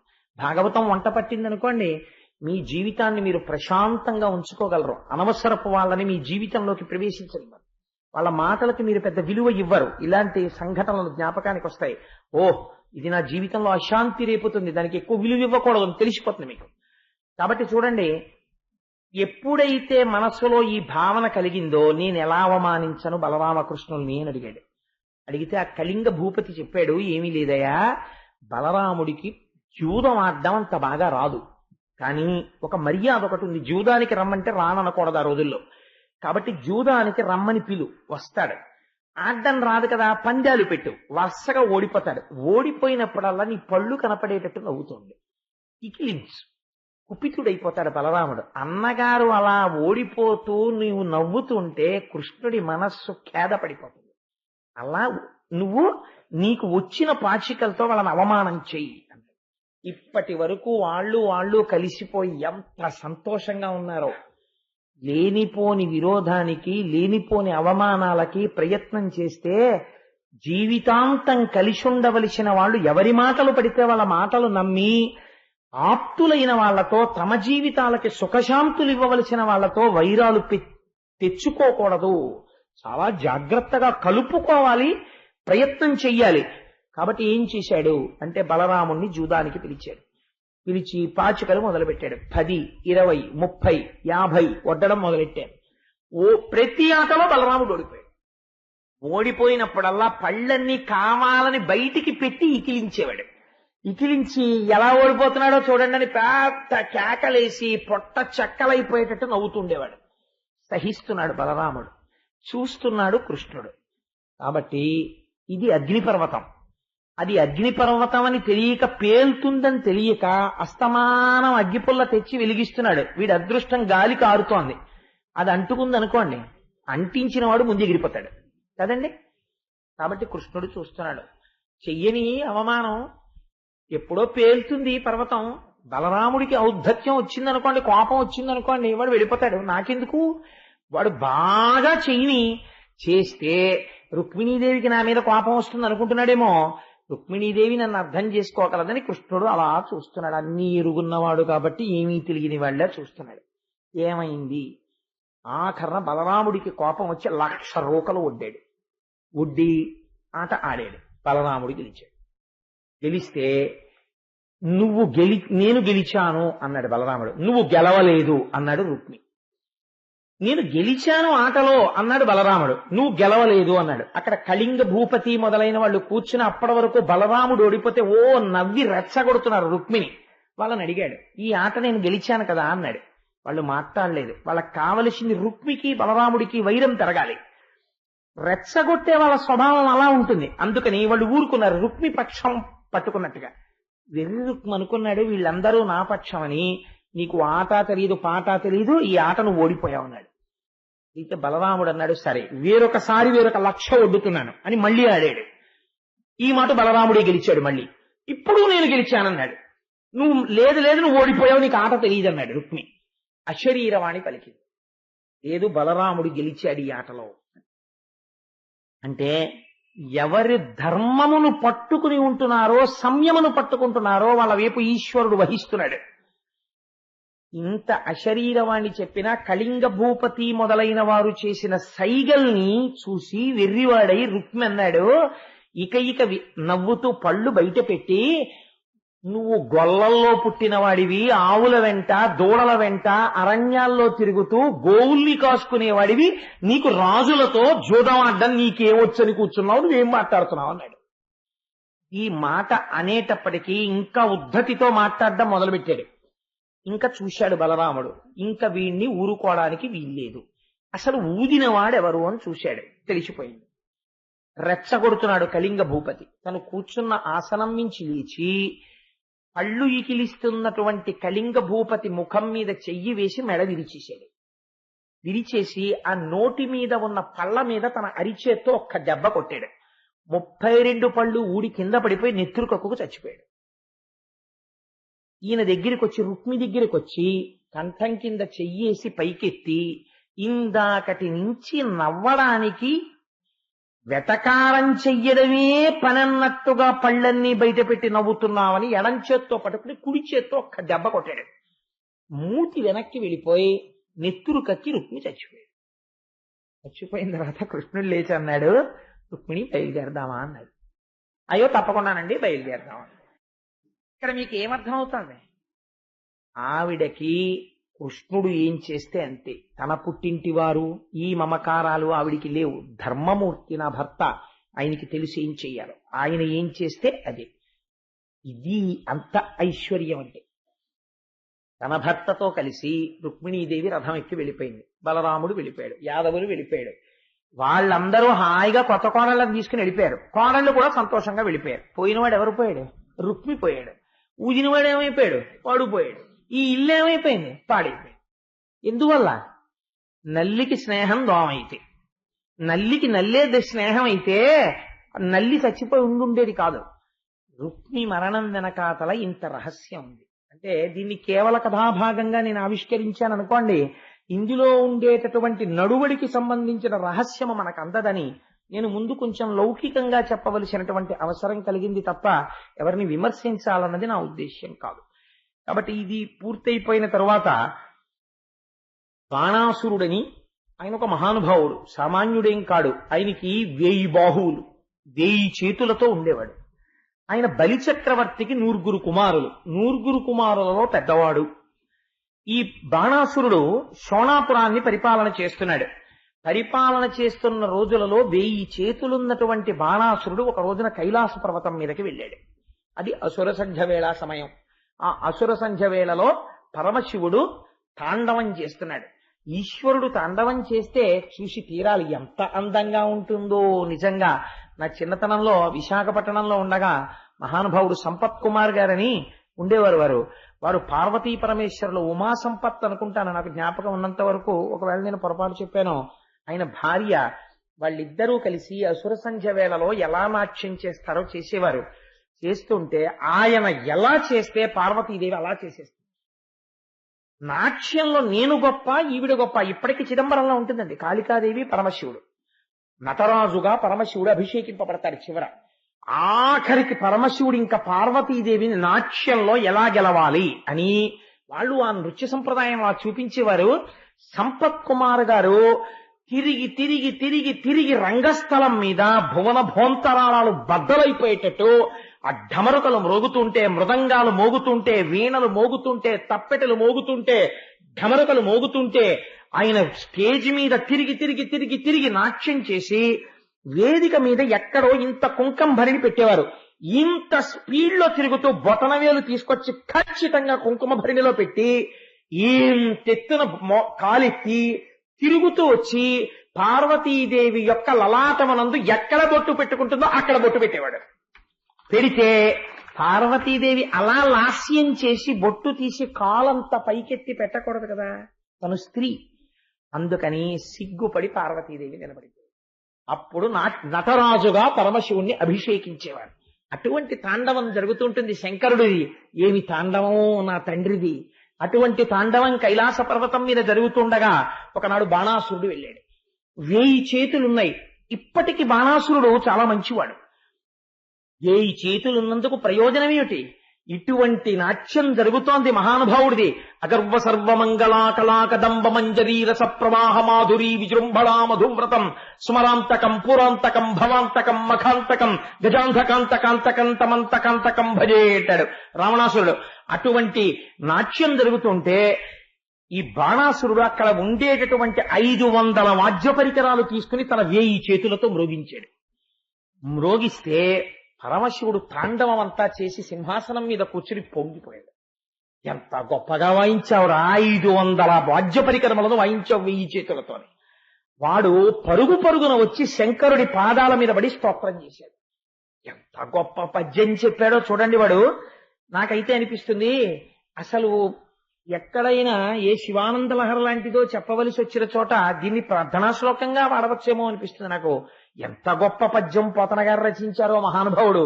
శంకర భక్తమానసవ శంకర దుష్ట మద సురేంద్ర నాశంకర పాండు నీల రుచి శంకర వర్ణ నిజాంగ భోగిరాట్ కంకణ పార్వతీ హృదయ కైరవ కైరవ మిత్ర యోగి హృత్ పంకజ పంకజాప్త నిచ తాండవ ఖేళన భక్తపాలన అన్నాడు. ఇటువంటి పద్యం అండి. శంకర శంకర అంటే శంకరోతీతి శంకర, శుభమును చేయడము తప్ప ఎన్నడూ అశుభము చేయడము చేత కాని శంకర. భక్త మానసవ శంకర, భక్తుల యొక్క మనస్సులలో సర్వకాలముల యందు నివసించి ఉండేటటువంటి లక్షణం ఉన్నవాడా. దుష్ట మదాసురేంద్రనా శంకర, దుష్టమైనటువంటి మనస్సులు కలిగినటువంటి రాక్షసుల్ని పరిమార్చగలిగినటువంటి వాడా. పాండునీల రుచి శంకర వర్ణ నిజాంగా, ఎంత గొప్ప మాట అండి అది. పాండునీల రుచి, తెల్లటి రంగులో శరీరం, నల్లటి రంగులో కంఠం, ఈ రెండు రంగుల చేత లోకములకు శుభమును చేసే శంకర. అదేమిటండి రంగులతో శుభం చేయడం ఏమిటి అంటే, ఒక ఆశ్చర్యం ఉంది. నీలకంఠుణ్ణి నీలకంఠ అని పిలిచామనుకోండి పరమేశ్వరుణ్ణి, ఆయన హాలాహల భక్షణం చేసి లోకాన్ని రక్షించినటువంటి లీల ఆయనకి జ్ఞాపకానికి వచ్చి పొంగిపోతాడు. అందుకని కంఠమునందు నలుపు లోకరక్షణము, మరి శరీరమునందు తెలుపు ఏమి రక్షణము అంటే, మీరు ఒక్కసారి రామేశ్వరం వెళ్ళినటువంటి వాళ్ళు జ్ఞాపకం తెచ్చుకోండి. రామేశ్వరంలో శంకర భగవత్పాదులు కైలాసం నుంచి తీసుకొచ్చినటువంటి స్ఫటికలింగం ఉంది. దాని మీద సూర్యకిరణాలు పడకూడదు. ప్రత్యేకం తెల్లవారుజామున 4 గంటలకు ఆ టికెట్ కొనుక్కుని క్యూలో వెళ్ళగలిగితే ఆ స్ఫటికలింగాన్ని తీసుకొచ్చి వేదిక మీద కూర్చోపెడతారు. కూర్చోపెట్టి ఒక చిత్రమైనటువంటి పని చేస్తారు. దానికి ముందు అభిషేకం ఏం చేయరు. దాని ముందుకి తీసుకెళ్లి ఒక ఎర్రటి పువ్వు ఇలా చూపిస్తారు. చూపిస్తే ఆ శివలింగం అంతా ఎర్రగా అయిపోతుంది. ఒక పసుపు పువ్వు చూపిస్తారు, శివలింగం అంతా పసుపు అయిపోతుంది. ఒక శంఖం పువ్వు తీసుకొస్తారు, నీలంగా అయిపోతుంది. అన్ని తీసేస్తారు, స్ఫటికలింగం ఒక్కటి తెల్లగా ప్రకాశిస్తుంటుంది. ఇప్పుడు దాని మీద పాలు పోశారనుకోండి తెల్లగా ఉంటుంది, గంధోదకం పోశారనుకోండి పచ్చగా ఉంటుంది. మీరు ఏ రంగు పోస్తే ఆ రంగులో ఉంటుంది, దాని రంగు మాత్రం తెలుపు. దాంట్లో ఉన్న రహస్యం ఏమిటో తెలుసా అండి? అన్ని రంగులు తెలుపులోంచి వస్తాయి, అన్ని రంగులు తెలుపులోకి వెళ్ళిపోతాయి. అసలు ఈశ్వరుడు శుద్ధ బ్రహ్మం, ఆయనకి ఏ నామరూపాలు ఉండవు. దాని ముందుకు మీరు తీసుకొచ్చి ఏది పెడితే ఆ రంగులో కనపడినట్టు మీరు ఏ నామరూపాలతో చూస్తే అలా కనపడుతుందండి. కానీ ఆయన నామరూపాతీతమైన బ్రహ్మము, బంగారము వంటి వాడు. మీరు ఆభరణములు చూస్తున్నారు, అది స్ఫటికలింగంగా జ్ఞానప్రదాత, తెల్ల రంగు చేత. కాబట్టి ఎంత గొప్ప మాట అన్నాడో చూడండి. పాండునీల రుచి శంకర వర్ణ నిజాంగా భోగిరాట్ కంకణ. పాములకన్నింటికీ కూడా గొప్పవాడు వాసుకి. అటువంటి వాసుకిని ఆయన కంకణం కింద పెట్టుకుంటాడు చేతికి. అందుకని వాసుకిని కంకణముగా ధరించినటువంటి వాడా. పార్వతీ హృదయ కైరవ కైరవ మిత్ర. మళ్ళీ ఆ మాట 2 మాటలు తిప్పడంలో ఉన్నటువంటి అర్థం, కవిత్వంలో ఉండేటటువంటి చమత్కారం. పార్వతీ హృదయ కైరవ అంటే పార్వతీదేవి యొక్క మనస్సనబడేటటువంటి కలువ పువ్వుని వికసింపచేయగలిగిన కైరవ మిత్ర అంటే కలువ పువ్వులకి బాంధవుడైన చంద్రుడా. అంటే పరమశివుని యొక్క చూపు పడితే ఆవిడ హృదయము వికసిస్తుంది. పార్వతీదేవి యొక్క హృదయము వికసనము పొందేటట్టు భర్తగా నిలబడగలిగినటువంటి స్థితిని పొందినవాడా. యోగి హృత్ పంకజ పంకజాప్త. పంకజ అంటే బురదలోంచి పుట్టింది. మహాపురుషులైనటువంటి వారి జన్మ కూడా వేరుగా ఉండదు, వాళ్ళు సంసారంలోనే ఉండి తరించినటువంటి వాళ్ళు. కాబట్టి వారు సంసారమునందు ముందు ఉన్నవాళ్లే, వాళ్ళు అందరిలా ఓ తల్లి కడుపు నుంచి పుట్టిన వాళ్లే. కానీ పంకజము అంటే బురదలో పుట్టి సూర్యకిరణముల చేత విచ్చుకుంటుంది. బురదలో ఉన్న బురద చేత వికసించదు, సూర్యకిరణముల చేత వికసిస్తుంది. అందుకని యోగి పురుషులైనటువంటి వారి హృదయములనబడేటటువంటి తామర పువ్వులను వికసింపచేయగలిగినటువంటి సూర్యుడుగా ప్రకాశించేటటువంటి స్వరూపమున్న శంకర. నిజ తాండవ ఖేళన. అద్భుతమైనటువంటి తాండవము చేసేటటువంటి వాడా. ఆ తాండవం చేత సృష్టికర్త, స్థితికర్త, ప్రళయకర్తగా చెప్పబడతాడాయన. కాబట్టి నిజ తాండవ ఖేళన భక్తపాలన. భక్తులను పరిపాలించేటటువంటి వాడా నీకు నమస్కారం అన్నాడు. ఆ పాదముల దగ్గర కూర్చుని బాణాసురుడు చేసినటువంటి స్తోత్రం విని పొంగిపోయి శంకరుడు అన్నాడు, ఏం కావాలి నీకన్నాడు. అనేటప్పటికీ వాడిలో ఉన్న ఆసురీ ప్రవృత్తి బయటకు వచ్చింది. వాడు ఎంత చిత్రమైన కోరిక కోరాడో చూడండి. దేవా మదీయ వంచితము తేటపడన్నిటు విన్నవించదన్ నీవును అద్రినందనయు నెమ్మిని నాపురి కోటవాకిటిం కావలియుండి నన్ను కృప కావుము భక్త ఫలప్రదాత ఓ భావ భవారి నీ చరణ పద్మములెప్పుడు ఆశ్రయించదన్. ఈశ్వర, నేను సంతతము నీ యొక్క పాదములను ఆశ్రయించి ఉంటాను. నువ్వు మాత్రం నాకు ఒక ఉపకారం చేసి పెట్టాలి. అద్రితనయతో కలిసి అంటే పార్వతీదేవితో కలిసిన వాడవై నేను కోట లోపల ఉంటే నువ్వు కోట బయట కాపలా కాస్తూ ఉండాలి. అలా నువ్వు కాపలా కాయాలి ఈశ్వర, ఇది నా కోరిక. నువ్వు భక్త పాలనవ శంకర, భక్తుల యొక్క కోరికలు తీర్చడంలో వశుడవైపోయేవాడివి కదా, అందుకని నాకు ఈ కోరిక తీరుస్తావా అన్నాడు. శంకరుడు చిత్రంగా చూసి, ఏమి భక్తులరా, ఏమి కోరికలరా అనుకున్నాడు. ఈశ్వరుడి దగ్గర ఉన్న లక్షణం ఏమిటో తెలుసా అండి? గోపబాలురయందు పుట్టి ఆవుల వెనక తిరగడంలో కృష్ణుడి కారుణ్యం ఎటువంటిదో, బాణాసురుడు ఈ మాట అడిగితే నీ కోటకి నేను కాపలా కాయడం ఏమిటి, నువ్వు లోపల పడుకోవడం ఏమిటి, ఏమిట్రా ఈ పని, నువ్వు నన్ను అడగచ్చా అని అడగలేదు శంకరుడు. అలాగే పదరా అన్నాడు అని పార్వతీదేవిని తీసుకుని నందివాహనం ఎక్కి వెళ్ళిపోయాడు. ఎక్కడుండాలి? సెక్యూరిటీ గార్డ్ అపాయింట్మెంట్ ఆర్డర్ ఇచ్చారనుకోండి, సెక్యూరిటీ గార్డ్ అపాయింట్మెంట్ ఆర్డర్ ఇచ్చిన తర్వాత ఆఫీస్లో ఏసీ ఛాంబర్ లో కూర్చుంటానంటే కుదరదు కదా. బయట ఓ చిన్న పోస్ట్ ఒకటి ఉంటుంది. ఆఫీస్ అంతా ఎయిర్ కండిషన్డ్, చెక్ పోస్ట్ మాత్రం ఏసీ ఉండదు. వాడు ఎప్పుడు లాఠీ పట్టుకుని రోహిణీ కార్తిలో ఎంత టెంపరేచర్ ఉన్నా లోపలికెళ్లే వాళ్ళు మాత్రం కాటన్ షర్ట్స్ ఇన్షర్ట్ చేసుకుని ఏసీలోకి వెళ్ళిపోయి కూర్చుంటారు. ఈయన మాత్రం తనకి ఇచ్చినటువంటి కాకి యూనిఫామ్ ఇన్షర్ట్ చేసుకుని క్యాప్ పెట్టుకుని ఎంత చెమటలు పట్టినా హెల్మెట్లు పెట్టుకోండి అన్నట్టే ఆ బెల్ట్లు పెట్టుకుని ఆ బూట్లు వేసుకుని, పాపం ఆయన ఎండలో ఉండవలసిందే కదా, ఏ పోస్ట్ పొందినవాడు ఆ పోస్ట్ చెయ్యాలి. అలా ఇప్పుడు ఆయనకి పోస్ట్ ఏమిటి? Security guard. కాబట్టి కోట బయట నిల్చోవాలి. పార్వతీదేవి అయితే ఏమిటి, పరమేశ్వరుడైతే ఏంటి? ఇది భక్తుడికి లొంగిపోవడం అంటే. పార్వతీదేవితో కలిసి కోట బయట త్రిశూలం పట్టుకుని అటు ఇటు తిరుగుతున్నాడు. ఆయన తిరిగితే ఆవిడేం చేస్తుంది? ఆవిడ కోట బయట ఓ చోట సెక్యూరిటీ పోస్ట్ లో ఆవిడ కూర్చుని ఆయన్ని చూస్తోంది. ఏమి లొంగిపోతావయ్యా శంకర, ఎంత భక్తులకి లొంగిపోతారయ్యా మీరు. ఎంత చిత్రమైన సన్నివేశాలండి. ఈశ్వరుడు యొక్క కారుణ్యానికి పరాకాష్ట. ఈయన వెళ్ళిపోతే వీళ్ళందరూ పోన్లేదు, గురువుగారు ఎక్కడికో క్యాంప్ వెళ్ళారు, మనం ఈ లోపల సరదాగా హాయిగా కైలాసంలో ఏవో ఇండోర్ గేమ్స్ ఆడుకుందాం, లేకపోతే వాలీబాల్ ఆడుకుందాం అని చెప్పి వాళ్ళు ఆడుకోరు. ఆయన ఎక్కడుంటే వాళ్ళు అక్కడ ఉంటారు. అందుకనే ఆయన వెనకాతల సుబ్రహ్మణ్యేశ్వర స్వామి, విఘ్నేశ్వరుడు, ఆ తర్వాత సిద్ధి బుద్ధి, వల్లి దేవసేన, ఆ తర్వాత ఆయన వెనకాతల నందీశ్వరుడు, భృంగీశ్వరుడు, చండీశ్వరుడు, వీళ్ళు ప్రమదగణాలు, భూతగణాలు అన్ని కూడా వెళ్ళిపోయి వాళ్ళు ఎక్కడుంటారు. ఈశ్వరుడు ఎక్కడుంటే అక్కడ. అందుకని లోపల స్టాఫ్ తక్కువ, బయట స్టాఫ్ ఎక్కువ ఇప్పుడు. కాబట్టి బయట సెక్యూరిటీ స్టాఫ్ ఎక్కువ, లోపల ఉండేటటువంటి వాళ్ళు తక్కువ. ఇంత అల్లరి బయలుదేరింది బాణాసురుడు కోట ముందు. వీళ్ళందరూ కలిసి తిరుగుతుండడం. ఆయన ఇచ్చిన వరం తప్పడం. ఒరే నేను చేస్తానన్నాను కదా డ్యూటీ తప్పదని ఆ ఢమరక మోగించుకుంటూ రాత్రిళ్ళు ఏలేస్తుండాలి కదా, దానికి బదులు డమ్ డమ్ డమ్ డమ్ డమ్ డమ్ డమ్ డమ్ అని ఢమరక కొట్టుకుంటూ ఆ కోట చుట్టూ ఆయన తిరుగుతుండేవాడు. శక్తి స్వరూపిణి. అందుకనే అమ్మవారేమో ఆ కోట గుమ్మల్లో కూర్చుండేది. ఏ ప్రారంధం వచ్చిందయ్యా శంకర నీకు, ఏమిటి సెక్యూరిటీ గార్డు పోస్ట్ నీకని. పాపం రోజు ఆ కోట కాపలా కాస్తున్నాడు. ఈయన రోజు హాయిగా లోపల సభలు చేసుకునేవాడు, ఇందు వినోదాలు చేసుకునేవాడు, హాయిగా పడుకుంటుండేవాడు. అందరికీ చెప్తుండేవాడు, మా కోటకి రక్షణ ఎవరో తెలుసా, పార్వతీ పరమేశ్వరుడు అని. అలా ఉంది బాణాసురుడి డాబు. వాడి చదివింది ఏటో పద్యం, 500 వాయిద్యాలు ఓ పావు గంట వాయించాడు. వాడికి వచ్చిన అదృష్టం ఇది. భగవంతుడి దగ్గరికి వెళ్ళి ఒక్కసారి మనసారా సేవిస్తే ఆయన దేనికైనా లొంగిపోతాడు. ఈశ్వరుడంత లొంగిపోయేవాడు వేరొకడు ఉండడు. ఇది అందులో మీరు అర్థం చేసుకోవలసిన రహస్యం. కాబట్టి ఇంతటి స్థితికి వచ్చి పరమశివుడు కాపుదలగా ఉంటే, ఒకరోజు ఉదయం ఎప్పుడైతే పరమశివుడు కోటకి కాపలా కాస్తున్నాడో, బాణాసురుడికి కాపలాగా ఉంటున్నాడని తెలిసిందో, బాణాసురుడి వైపు కన్నెత్తి చూసినవాడు ఉంటాడండి?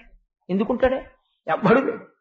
ఆయన ఇంటికి పరమశివుడు సెక్యూరిటీ పోస్ట్ లో ఉన్నట్టండి అని చెప్పి రోజు అందరూ చూసేట్టుగా ఆయన తిరుగుతున్నాడు అనుకోండి, ఇంకా ఆయన మీదకి ఎవరు యుద్ధానికి ఎడతారండి? శంకరుడు తిరుగుతుంటే స్వయంగాను. అందుకని ఎవ్వరూ బాణాసురుడి వంక కన్నెత్తి చూడడం మానేశారు. వీడు అందరినీ కబురు చేసేవాడు. ఏమంటే చాలా రోజులైంది యుద్ధం చేసి మాస్టర్, మీరు నేను కొట్టుకుందామని. వద్దండి బాబు, ఎందుకు వచ్చింది? భలేవరే మాస్టర్, మీతో యుద్ధం ఏమిటండి, భలే మీరు శంకరుడు మీకు కాపలాదారు, అయ్య బాబో మీకు నమస్కరించాలంటే మహాప్రభో కావాలంటే మీకు జత బట్టలు పెట్టేస్తాం, అంతేకాని మీతో యుద్ధం ఏమిటండి అనేవారు అందరు. వాడు విసిగిపోయాడు కొన్నాళ్ళకి.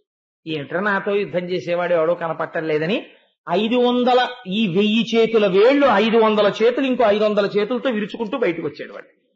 బయటికి వస్తే శంకరుడు తన డ్యూటీ తను చేసుకుంటున్నాడు కోట చుట్టూ తిరుగుతూ. వాడికి ఇప్పుడు అనిపించింది ఈయన ఉండబట్టే నాతో ఎవడో యుద్ధానికి రావట్లేదు, అలా అని పంపించేస్తారా అంటే పంపించడు. అందుకు ఆయన దగ్గరికి వచ్చి అన్నాడు, శంకర హుంకార కంకణ క్రైంకార సింజిని టంకార నిర్ఘోష సంకులంబు దండ దొర్దండ భాస్వన్మండలగ్ర ప్రకండ ఖండిత రాజమండలంబు శూలాహతక్షతద్దేల కీలాల కల్లోల కేళీ సమాలోకనంబు శుంభ దున్మద కుంభి కుంభస్థలభ్రంత సంభూత శౌర్య విజృంభణంబు కలుగు నుద్దామ భీమ సంగ్రామ కేళి ఘన పరక్రమ విక్రమ క్రమముగాగా జరపలేనట్టి కరములు కరమ దుఃఖ కరములగుగాక సంతోష కరములగునే అన్నాడు. ఏమిటో శంకర, ఆ రోజు మీ దగ్గరికి వచ్చి ఆ వాయిద్యం వాయించాను, మీరు వచ్చి కాపలా కాస్తున్నారు, ఒక్కడు యుద్ధం చేసిన వాడు లేడండి నాతోటి.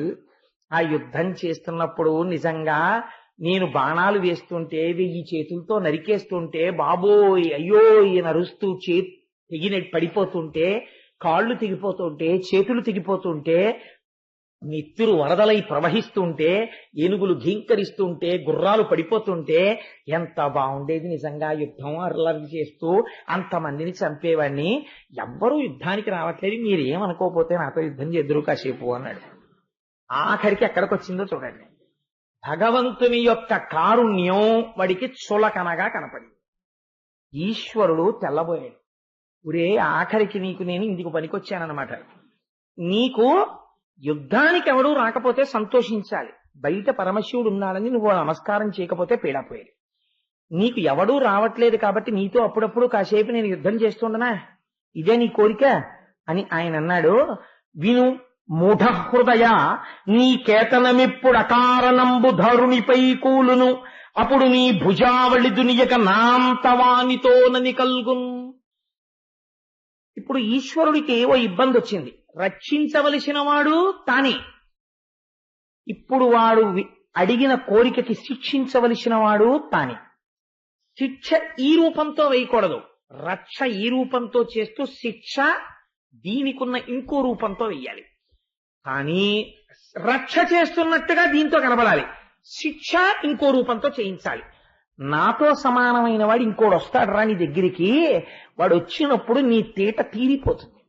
నీ తేట తీరిపోయే రోజు వచ్చిందని గుర్తేమిటో తెలుసా? అకారణంగా నీ రథం మీద ఉన్న జెండా విరిగి కింద పడిపోతుంది. అప్పుడు నీకు తగిన యుద్ధం దొరుకుతుందిరా. ఈ బాహువులు 1000 ఉండడం వల్ల వచ్చింది కదా నీ తేట, ఆ రోజు నీ చేతులు తెగిపోతాయి. అప్పటితో నీకున్నటువంటి ఈ వ్యగ్రత పోతుంది, సరేనా అన్నాడు. వాడండి ఎంత సంతోషపడిపోయాడో, నా చేతులు తెగ్గొట్టగలిగినంత యుద్ధం వస్తుందిట, ఈశ్వరా చాలా సంతోషం అని వెళ్ళిపోయాడు. అంటే అప్పటికి వాడి మనస్థితి అలా ఉంది, వాడికి తెలియదు అటువంటి యుద్ధం అంటే ఎవరు వస్తారో. కాబట్టి శివుడు ఇప్పుడు ఎవరిగా రావాలి? కేశవుడిగా రావాలి, స్థితికారుడే. అర్థం చేసుకుంటే పురాణాన్ని అలా ఉంటుంది, అర్థం చేసుకోలేదనుకోండి శివకేశవులు కొట్టుకున్నారని ఉంటుంది. నీ అజ్ఞానాన్ని బాణాసురుడి స్థాయికి తీసుకొస్తుంది. కాబట్టి ఇప్పుడు ఏమైంది అంటే ఈశ్వరుడు ఒక చమత్కారం చేశాడు. మీరు బాగా గమనించండి. సమర్థుడైనటువంటి కాపలాదారు బయట ఉన్నాడు అనుకోండి, ఈగ లోపలికి రాలేదు కదండి. ఈగ లోపలికి వచ్చేసింది అనుకోండి, బయట ఉన్నవాడు సమర్థుడన్నా కాకపోయి ఉండాలి, లేదా తనిచ్చినటువంటి మాట నిజం చేయడానికైనా అయి ఉండాలి. శివుడు ఒక మాట అన్నాడు, నాతో సమానమైన వాడు ఒకడు వచ్చి నీ భుజాలకున్న తీట తీర్చేస్తాడన్నాడు. కాబట్టి ఎవడో ఒకడు లోపలికి రావడాన్ని శివుడు అంగీకరిస్తాడు, ఆ విషయంలో తను జోక్యం చేసుకోడు. అంటే బాణాసురుడి పతనం ఎవరో ఒకడు లోపల, బాణాసురుడికి ఇష్టం లేని వాడు లోపలికి వచ్చేసినప్పుడు ప్రారంభం అవుతుంది, అంతే కదండి కథాభాగంలో. కాబట్టి ఇప్పుడు అవతరించండి. ఒక చిత్రం జరిగింది. మంచి యవ్వనంలో ఉండి చాలా సౌందర్యవంతురాలైనటువంటి ఒక కుమార్తె ఉన్నది బాణాసురుడికి. ఆవిడ పేరు ఉషా. ఆవిడ ఉషాకన్య అని పిలిచారు. ఆ ఉష చాలా సౌందర్య రాశి. ఆ ఉష ఒక రోజు రాత్రి నిద్రపోతాడు. నిద్రపోతున్నప్పుడు ఆవిడకి అసలు ఒక పురుషుడు ఒకడున్నాడు, వాడు ఇలా ఉంటాడు, ఆవిడికి ఏం తెలియదు. నిద్రపోతున్నటువంటి ఉష యొక్క కలలోకి కృష్ణ భగవానుని యొక్క మనవడైనటువంటి అనిరుద్ధుడు వచ్చాడు. వచ్చి ఆమెతో రమించాడు. ఆవిడికి రమించిన సుఖానుభూతి స్పష్టముగా తెలిసింది కొన్ని కొన్ని గుర్తుల చేత. ఇంకంతకన్నా నీ చెప్పక్కర్లేదు. ఆవిడ నిద్ర లేచింది. నిద్ర లేచింది కానీ ఆవిడ నిన్న రాత్రి నిద్రపోయినప్పుడు పొందినటువంటి సుఖాన్ని ఆవిడ ఏ పురుషుణ్ణి కలలో చూసిందో ఆ పురుషుడి కోసమని ఆవిడ మనస్సు గతి తప్పి తిరగడం మొదలుపెట్టింది. కాబట్టి రోజు ఎలా ఉంటుందో అలా ఉండలేక మనస్సునందు చాలా దిగులు చెంది ఇంకక్కడి నుంచి ఏం ప్రారంభమవుతుంది? సరిగ్గా జడేసుకోదు, సరిగ్గా అన్నం తిందో, పళ్ళరసాలు తాగదు, చిలికెత్తలతో ఆడుకోదు, ఉద్యానవనానికి వెళ్ళదు, పువ్వులు తల్లో పెట్టుకోదు, ఒంటికి శీతలగంధం రాసుకోదు, లేత అరిటాకు చూస్తే భయపడిపోతుంది, విరహాగ్ని. ఇవన్నీ ప్రారంభం. కాబట్టి ఇప్పుడు ఇది ఎవరు గమనించాలి? అనుంగు చెలికెత్తే స్నేహితురాలైనటువంటి వారు ఎవరుంటారో వాళ్ళు గమనించాలి. కాబట్టి ఇప్పుడు మధ్యవర్తిత్వం చెయ్యాలి. ఇది ఒక అందమైనటువంటి విషయం. ఈ మధ్యవర్తిత్వం చేయడం అన్నది అందరూ చేసేటటువంటిది కాదు. ఇటువంటి ప్రణయం ఏర్పడినప్పుడు, ఇటువంటి పౌరాణికంగా ఈశ్వరానుగ్రహంగా ఏర్పడినప్పుడు చేయగలిగినటువంటి సమర్థత అందరికీ ఉండదు. చిత్రనళీయంలో ఆవిడ చెప్పుకుంటుంది, నేనెవరో తెలుసా? నలదమయంతుల మధ్య ప్రణయం నడిపిన దాన్ని. నలిన సంభవు సాహిణము వారు వంబులు కులము సాములు మాకు కువలయాక్షి చదలేటి బంగారు జలరుహంబుల తూండ్లు భోజనంబులు మాకు పువ్వు బోని సత్యలోకముదాక సకలలోకంబులు ఆటపట్టెలు మాకు అబ్జవదన మధురాక్షరములైన మా మాటలు వినంగ అమృతాంధ్యసుల యోగ్యులను పమాంగి భారతీదేవి ముంజేతి పలుక చిలుక సదయగ జయాన సద్బ్రహ్మచారి మాకు వేదశాస్త్ర పురాణాది విద్యలెల్ల తరుణీ నీ ఆన ఘంటాపదంబు మాకు అని చెప్పిన రోజున హంస రాయబారంలో. అలా ఇక్కడ చిత్రలేఖ అనబడేటటువంటి చెలికెత్తే ఒక ఆవిడుంది. ఆవిడ వచ్చి అడిగింది, ఉషాయి నువ్వు ఎందుకు అలా ఉంటున్నావు? నీ ప్రవర్తనలో వచ్చినటువంటి మార్పు వలన నేను ఒక విషయాన్ని గమనించాను. నువ్వు ఎవరో ఒక పురుషుడి యొక్క వలపులో పడ్డావని నేను అనుకుంటున్నాను. అసలు జరిగినటువంటి విషయం ఏమిటో నాకు చెలికెత్తని ప్రాణస్నేహితురాలిని కాబట్టి, సఖిని కాబట్టి నాకు చెప్పు అని అడిగింది. అడిగితే ఉష చెప్పింది, చెలి కలలోనొక్క సరసీరుహ నేత్రుడు రత్నహార కుండల కటకంగుళీయకరనన్మణి నూపుర భూషణుండు నిర్మల కనకాంబరుండు సుకుమారతనుండు వినీల దేహుడుజ్వల రుచి నూతన ప్రసవ సాయకుడున్నత వక్షుడెంతయున్. నేను నిన్నటి రాత్రి కలలో ఒక పురుషుణ్ణి చూశాను. ఆయన పచ్చటి పట్టు పంచె కట్టుకున్నాడు, అనేకమైనటువంటి హారములు వేసుకున్నాడు, మెడలో తుమ్మెదలు ఝంకారం చేసేటటువంటి పుష్పమాల వేసుకుని ఉన్నాడు, ఒంటి నిండా రత్నాభరణములను అలంకరించుకుని ఉన్నాడు, అపరమన్మధుడా అన్నట్టుగా ఉన్నాడు. ఆయనని చూసినప్పటి నుంచి నా మనస్సు వశం తప్పింది అంది. ఎక్కడో కలలో కనపడినటువంటి ఒక పురుషుడి వలన ఇంత మార్పు వచ్చింది అంటే అది దేని వల్ల వచ్చింది? బయట పరమశివుడు ఇచ్చినటువంటి వరం ఒకటి ఉంది. ఆయన రావాలి ఇప్పుడు బాణాసురుడి చేతులు తెగిపోవడానికి. దానికి ఎక్కడో అక్కడ ప్రారంభం జరగాలి. అది ఎక్కడ ప్రారంభం అవుతోంది? ఉషాదేవి దగ్గర ప్రారంభం అవుతోంది. ఇంత ఆశ్చర్యకరమైన సంఘటనకి ప్రాతిపదికేది? శివ సంకల్పమస్తు, పరమశివుని యొక్క సంకల్పం. ఈశ్వరుడి యొక్క సంకల్పాలు ఎందుకు మారుతాయండి? కాబట్టి ఆవిడ యొక్క మనస్సు చెదిరి ఉన్నది. ఇప్పుడు చిత్రలేఖ యొక్క గొప్పతనం ఏమిటో తెలుసా అండి? అందుకే ఇవాళ పోతన గారి యొక్క చిత్రపటం కూడా వచ్చిందేమో ఆశ్చర్యంగా. మనసెరిగినటువంటి వాడు, ధ్యానము చేసిన వాడు అంటే ఎలా ఉంటుందో తెలుసా? ఆ చిత్రలేఖ, సఖి నువ్వేం బెంగ పెట్టుకోకు, నీ మనస్సులో ఉండేటటువంటి వాడు ఇలా ఉంటాడని నువ్వు చెప్పావు కదా, నేను ఎందరో రాజాధిరాజుల్ని చూశాను, నేను వాళ్ళ యొక్క చిత్రపటాలు గీసేస్తాను, నువ్వు ఒక్కసారి ఇందులో ఎవరు నీకు నిన్న రాత్రి కనపడ్డారో నాకు చెప్పు అని ఒక 5 వెండి పాత్రలు తీసుకుని వాటిలో రంగులు పోసుకుని ఆ పెరట్లో నిలబడి ఒక తెల్లటి వస్త్రాన్ని పెట్టి టక టక టక టక టక టక బొమ్మలేసేసింది. బొమ్మలేసేసి పిలిచింది ఆవిడ. పిలిచి, చూడు, మధ్వ, కురు, పాంచాల, కోసల, కాశీ, మజ్జి, వల్లి, అంగ, మగధ, వత్స, మచ్చ, చేది, అవంతి, గాంధార, కాంభోజ, సౌరాష్ట్ర, ఆశ్మక, ఆంధ్ర దేశాధినేతలు వీళ్ళందరూ, ఇంతమంది రాజులు నీకు వరుసగా చూపిస్తున్నాను. ఇదిగో ఈ బొమ్మ, ఈయన జరాసంధుడు, ఈయన కాదు తీసేసింది, ఇంకొక పటం పెట్టింది. ఈయన జరాసంధుడు కాకపోతే ఈయన సాక్షాత్తుగా నరకాసురుని యొక్క కుమారుడు భగదత్తుడు. ఈయన నువ్వు వలచినవాడు కాదు, తీసేసింది. చంద్రవంశ సంభవులైనటువంటి పంచపాండవులు ధర్మరాజ భీమ అర్జున నకుల సహదేవులు వీళ్ళ కాదు. ఈయన సాత్యకి, ఈయన కాదు. ఉద్ధవుడు కాదు, ఈయన కృష్ణ భగవానుడు, ఈయన కాదు. ఈయన బలరాముడు, ఈయన కాదు. లేకపోతే ఈయన వసుదేవుడు, ఈయన కాదు. మరి కాకపోతే కృష్ణ భగవానుడి యొక్క కుమారుడు మన్మధుడిలా ఉంటాడన్నావు కదా ప్రద్యుమ్నుడు, ఈయన కాదు. కానీ పోలిక కొంచెం దగ్గరగా ఉందే సఖి అంది. ప్రద్యుమ్నుడి ఫోటో తీసేసి అనిరుద్ధుడి ఫోటో పెట్టేసి ఈయన ప్రద్యుమ్నుడి కొడుకు, ఈయన అంది. గట్టిగా కౌగిలించుకొని సఖీని ఇలాంటి స్నేహితురాలు ఎక్కడ ఉంటుందే, రాత్రి కలలో చూసిన వాడిని యథాతథంగా గీసేసా ఉంది. ఆయన అనిరుద్ధుడు, ఆయన ఎందా మనసు పారేస్తున్నావు. సఖీని నీకు ఒక గొప్ప ఉపకారం చేస్తాను, నాకు కామరూపం తెలుసు, అందుకని ఇవాళ రాత్రి నేను ద్వారకానగర ప్రవేశం చేసి నిద్రపోతున్న అనిరుద్ధుణ్ణి అపహరించి తీసుకొచ్చి నీ హంసతూలికా తల్పం మీద పడుకోబెడతాను, హాయిగా నీ ప్రియుడితో ప్రీడించాను అని రాత్రికి రాత్రి బయలుదేరి వెళ్ళిపోతోంది. సెక్యూరిటీ పోస్టులో ఎవరున్నారండి? బయటికి వెళ్ళిపోతున్నవాడు ఆయన పర్మిషన్తో వెళుతున్నాడో లేదో, వెళ్ళడానికి పర్మిషన్ స్లిప్ ఉందో లేదో చూడొద్దు. 3 కన్నులు ఉన్నవాడు కాపలా కాస్తున్నాడు. ఆవిడ వెళ్ళిపోతోంది, ఈయన ఊరుకున్నాడు. అంటే ఏమిటి తెలుస్తుంది మీకు? అంటే ఆయన ఇచ్చిన వరం దగ్గర పడిపోతాడు, అందుకని వెళ్ళిపోయింది. అక్కడ ఎవరున్నాడు? ఈయన వరం నిలబెట్టవలసిన వాడు అక్కడ ఉన్నాడు. ఈయన వరం నేనెందుకు నిలబెడతాననేవాడు లేడు. కాబట్టి వాళ్ళిద్దరి మనస్సులు ఒకటి, అందుకని ఆయన తెలియనట్టు పడుకున్నాడు కృష్ణ భగవానుడు. ఎంత చమత్కారం అండి! పైకి ఒకలా ఉంటుంది కథ, లోపల ఒకలా ఉంటుంది. శివకేశవ అభేదం తెలుసుకోరా అని చెప్తుంది. పైకి ఇద్దరూ విభేదిస్తున్నట్లు కనపడుతుంది. ఎంత చమత్కారమైన కథని చెప్పారు పోతన గారు. వెళ్ళిపోయింది. నిద్రపోతున్న అనిరుద్ధుణ్ణి ఒక్కసారి సమ్మోహనం చేసి ఆయన్ని తీసుకుని ఆకాశ మార్గంలో మళ్లీ వచ్చేసి లోపలికి వెళ్ళిపోతోంది. సమ్ ఇంట్రూడర్ ఎవరో ఇంకొక పురుషుణ్ణి పట్టుకుని లోపలికి వెళ్ళిపోతోంది. 3 కన్నులు ఉన్నవాడు పైకి చూశాడు, ఊరుకున్నాడు, తలదించుకుని.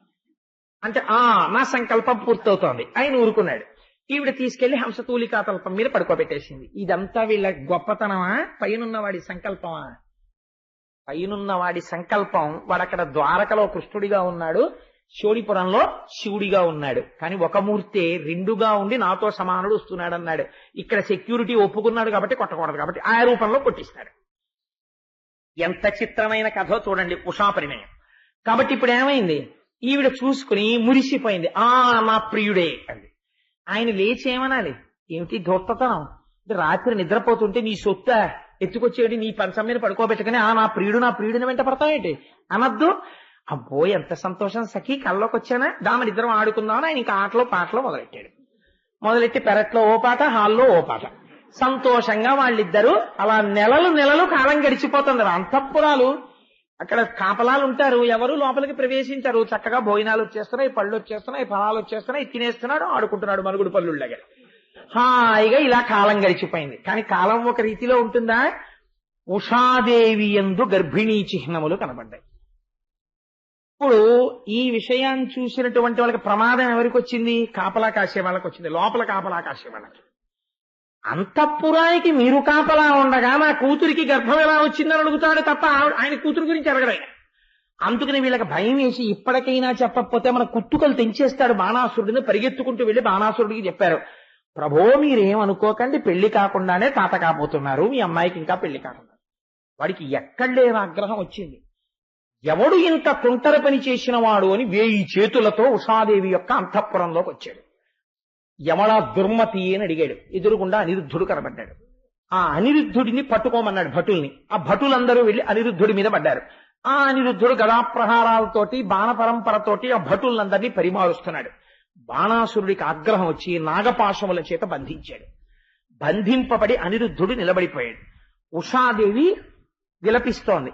ఇదే సమయంలో పరుగున వచ్చారు అక్కడ ఉన్నటువంటి భటులు. ప్రభో మీ రథం మీద ఉన్నటువంటి జెండా విరిగి కింద పడిపోయింది అన్నాడు. ఇక్కడ విషయం వదిలేశాడు, అక్కడ పోయేవాడు. అంటే ఎవడో వచ్చేసాడనమాట నా 1000 చేతులతో యుద్ధానికి. ఎప్పటి నుంచి రానాకి కోరిక అన్నాడు. వాడి ఆసురీ ప్రవృత్తి ఎటువంటిదో చూడండి. కూతురు కూడా అక్కర్లేదు, యుద్ధం కావాలి వాడికి ముందు. అందుకని వాడు వీధిలోకి వెళ్ళి ఎవడరా ఎక్కడ అని చూస్తున్నాడు, వాడు ఎవరు వస్తున్నాడని. ఈలోగా మరి రావలసిన వాడు రావాలి.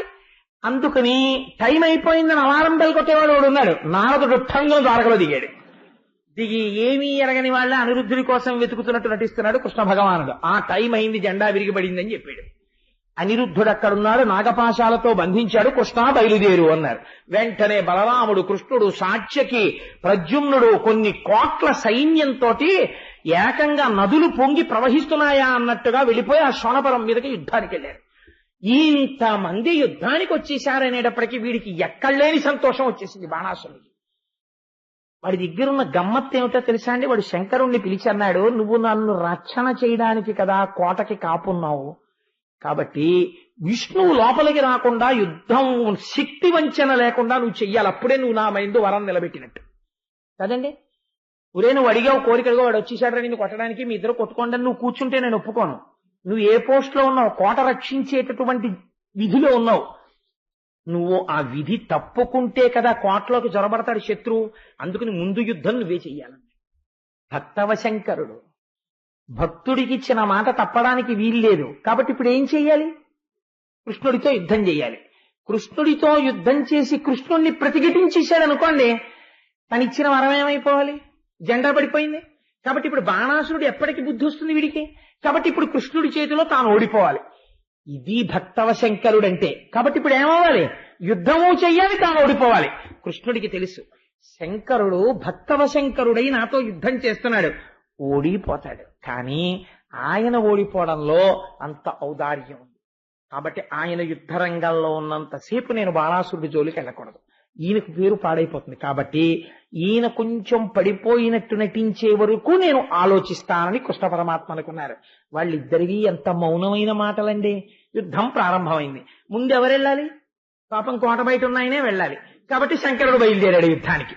వాడు బాణాసురుడు 500 వాయిద్యాలు మోగించి ఎంత అల్లరి తీసుకొచ్చాడో చూడండి. కురపుటాహతి రేగు ధరణీపరాగంబు పంకేరు హప్త బింబంబు బుధువా విపుల వాలాటోప విక్షేపజాత వాతాహతి వారి వాహములు విర్య కురుచతిన్నని వాడి కొమ్ములు చిమ్మిన బ్రహ్మాండ భాండ కర్పరము వగుల అలవోక ఖగి ఖగిల్లని రంకెవైచిన రోదసీ కుహరంబు ఖేదిలింప గలచల ధర్మ ఘంటికా ఘనఘన ప్రఘోషణమున దిక్కటంబు లాకులతలొంద లీల నడతించు కలధౌత శైలమనగా నుక్కు మిగిలిన వృషభేంద్రునిక్కి వెడలే. అపరం కైలాస పర్వతం వచ్చేస్తోందా అన్నట్టుగా ఉన్నటువంటి నందీశ్వరుడి మీద కూర్చుని త్రిశూలం పట్టుకుని శంకరుడు యుద్ధానికి బయలుదేరాడు. పరుగున నందీశ్వరుడు వెళ్ళిపోతుంటే ఆయన మెడలో ఉన్నటువంటి గంటలు గణ గణ మోగుతున్నాయిట. లేపాక్షి బసవయ్య లేచిరావయ్యా కైలాస శిఖరిలా కదలిరావయ్యా అని ఆయన వచ్చేస్తుంటే ఆ గంటల గణగణకి లోకములు ఉత్పాతము సంభవించాయనుకున్నట్ట. ఒక్కసారి మోరలెత్తి అంబా అని అరిచాడు. అరిచేటప్పటికీ ఆ లోకమునకు ఉండేటటువంటి రోదసీ ప్రాంతం అంతా ఛిద్రమైపోయిందిట. తోక ఎత్తి ఒక్కసారి ఊపితే ఆకాశములో ఉన్న మేఘమండలం అంతా చల్లాచెదరైపోయిందిట. ఆయన పాదముల నుంచి పైకి రేగినటువంటి ధూళి చేత కృష్ణుడి యొక్క సైన్యమంతా పరాగముతో కప్పబడిందిట. అంత భయంకరమైనటువంటి యుద్ధం ప్రారంభమైతే శివుడికి కృష్ణుడికి యుద్ధం జరుగుతోంది. యుద్ధం జరుగుతుంటే శివుడు యుద్ధంలో లొంగనంతసేపు బాణాసురుడి జోలికి కృష్ణుడు వెళ్ళడానికి వీల్లేదు. తన వరం నిజమవ్వాలంటే కృష్ణుడి చేతిలో తను చటుక్కున ఓడిపోతే అవతల తనిచ్చిన వరానికి మినహాయింపునిచ్చినట్టు, చేసినంత యుద్ధం చేసి పడిపోయినట్టు శివుడు నటించాలి. కాబట్టి యుద్ధం చేసి కృష్ణుడి చేత ప్రయోగింపబడినటువంటి బాణపు దెబ్బకి నందీశ్వరుడి మీద వాలిపోయాట శంకరుడు. అప్పుడు బాణాసురుడి మీదకి యుద్ధానికి బయలుదేరాడు. ఈలోగా శివజ్వరమనబడేటటువంటి శక్తి ఒకటి బయలుదేరి అది కృష్ణుడితో యుద్ధం చేస్తోంది. కృష్ణుడు వైష్ణవ జ్వరాన్ని ప్రకోపం చేశాడు. 2 శక్తులు ఒకదానితో ఒకటి ఢీకొన్నాయి. ఢీకొంటే శివజ్వరం విష్ణువుని ప్రార్థన చేసింది ఆ రోజున. వారి ఏ దిక్కుగానక ప్రాణభీతి ఎనసి ఎచ్చుతూ ఆ హృషీకేశు పాద కంజముల పడినను కావు మనుచు నిటల తట ఘటితాంజలి పుటయునగుచు. ఆ శివజ్వరం అంజలి ఘటించి నేను ఎటు పరిగెడితే అటువైపు విష్ణుజ్వరం కనబడుతోంది. ఓ అనంత శక్తిమంతుడా, బ్రహ్మాండములనంతటా వ్యాపించి ఉన్నవాడా, అనంతుడా, పరమాత్మ నీ యొక్క మాయాశక్తి చేత నువ్వు ఈ లోకమునంతటినీ నామరూపములుగా కనపడేటట్టు చేయగలిగినటువంటి సమర్థుడవు, హేళగా పంచభూతములను సృష్టించిన వాడవు, త్రిగుణముల చేత మాయలో లోకాన్ని కప్పి ఉంచేటటువంటి వాడవు, అటువంటి ఈశ్వర నన్ను క్షమించు అని ఆయన పాదముల మీద పడింది. పడితే ఇది విన్న వాళ్ళకి ఏం కలగాలంటే ఫలితం అంటే, ఉషాపరిణయంలో పార్వతీ పరమేశ్వరుల వలన, కృష్ణ భగవానుడి వలన లోకమునకు ఒక గొప్ప ప్రయోజనం వచ్చింది. శివకేశవులు యుద్ధం చేసుకుంటే అది పనికిరాని యుద్ధం అవదు, దానివల్ల లోకమునకు ఏదో ప్రయోజనం వస్తుంది. ఆ రోజున కృష్ణ భగవానుడు ఒక వరం ఇచ్చాడు. ఎవరు ఉషాపరిణయ ఘట్టంలో శివజ్వరం విష్ణుజ్వరం యుద్ధం చేయడం అనేటటువంటిది, ఈ శివజ్వరం చేసిన శరణాగతి విన్నారో అటువంటి వారికి ఎప్పుడూ కూడా ప్రాణాంతకమైనటువంటిదిగా జ్వరము బాధించడానికి వీలు లేదు, నేను వరం ఇస్తున్నాను అన్నాడు. కాబట్టి ఎప్పుడైనా జ్వరము చేత బాధపడి ప్రాణాంతకం అవుతోందనుకుంటే ఉషాపరిణయం పారాయణం చేస్తారు ఒకసారి, ఈ శరణాగతి తత్వాన్ని ఒక్కసారి చదువుకోవడం కోసమని. కాబట్టి అంత గొప్ప వరాన్ని ఇస్తే ఆ రోజున శివజ్వరం ఉపశాంతి పొందింది. వెంటనే బాణాసురుడు యుద్ధానికి వచ్చాడు. పరమాత్మ చేసినటువంటి యుద్ధం వల్ల ఆ రోజున బాణాసురుడు పడిపోయేటటువంటి స్థితి వచ్చేసింది. తన కొడుకుని ఎలాగైనా రక్షించుకోవాలని బాణాసురుని యొక్క తల్లి అయినటువంటి కోటర ఆ రోజున యుద్ధానికి వచ్చి ఒంటి మీద ఉన్నటువంటి వలువలన్నింటినీ విప్పేసి జుట్టు విరబోసుకుని చేతులు పైకెత్తి హాహాకారం చేస్తూ కృష్ణుడికి ఎదురు నిలబడింది.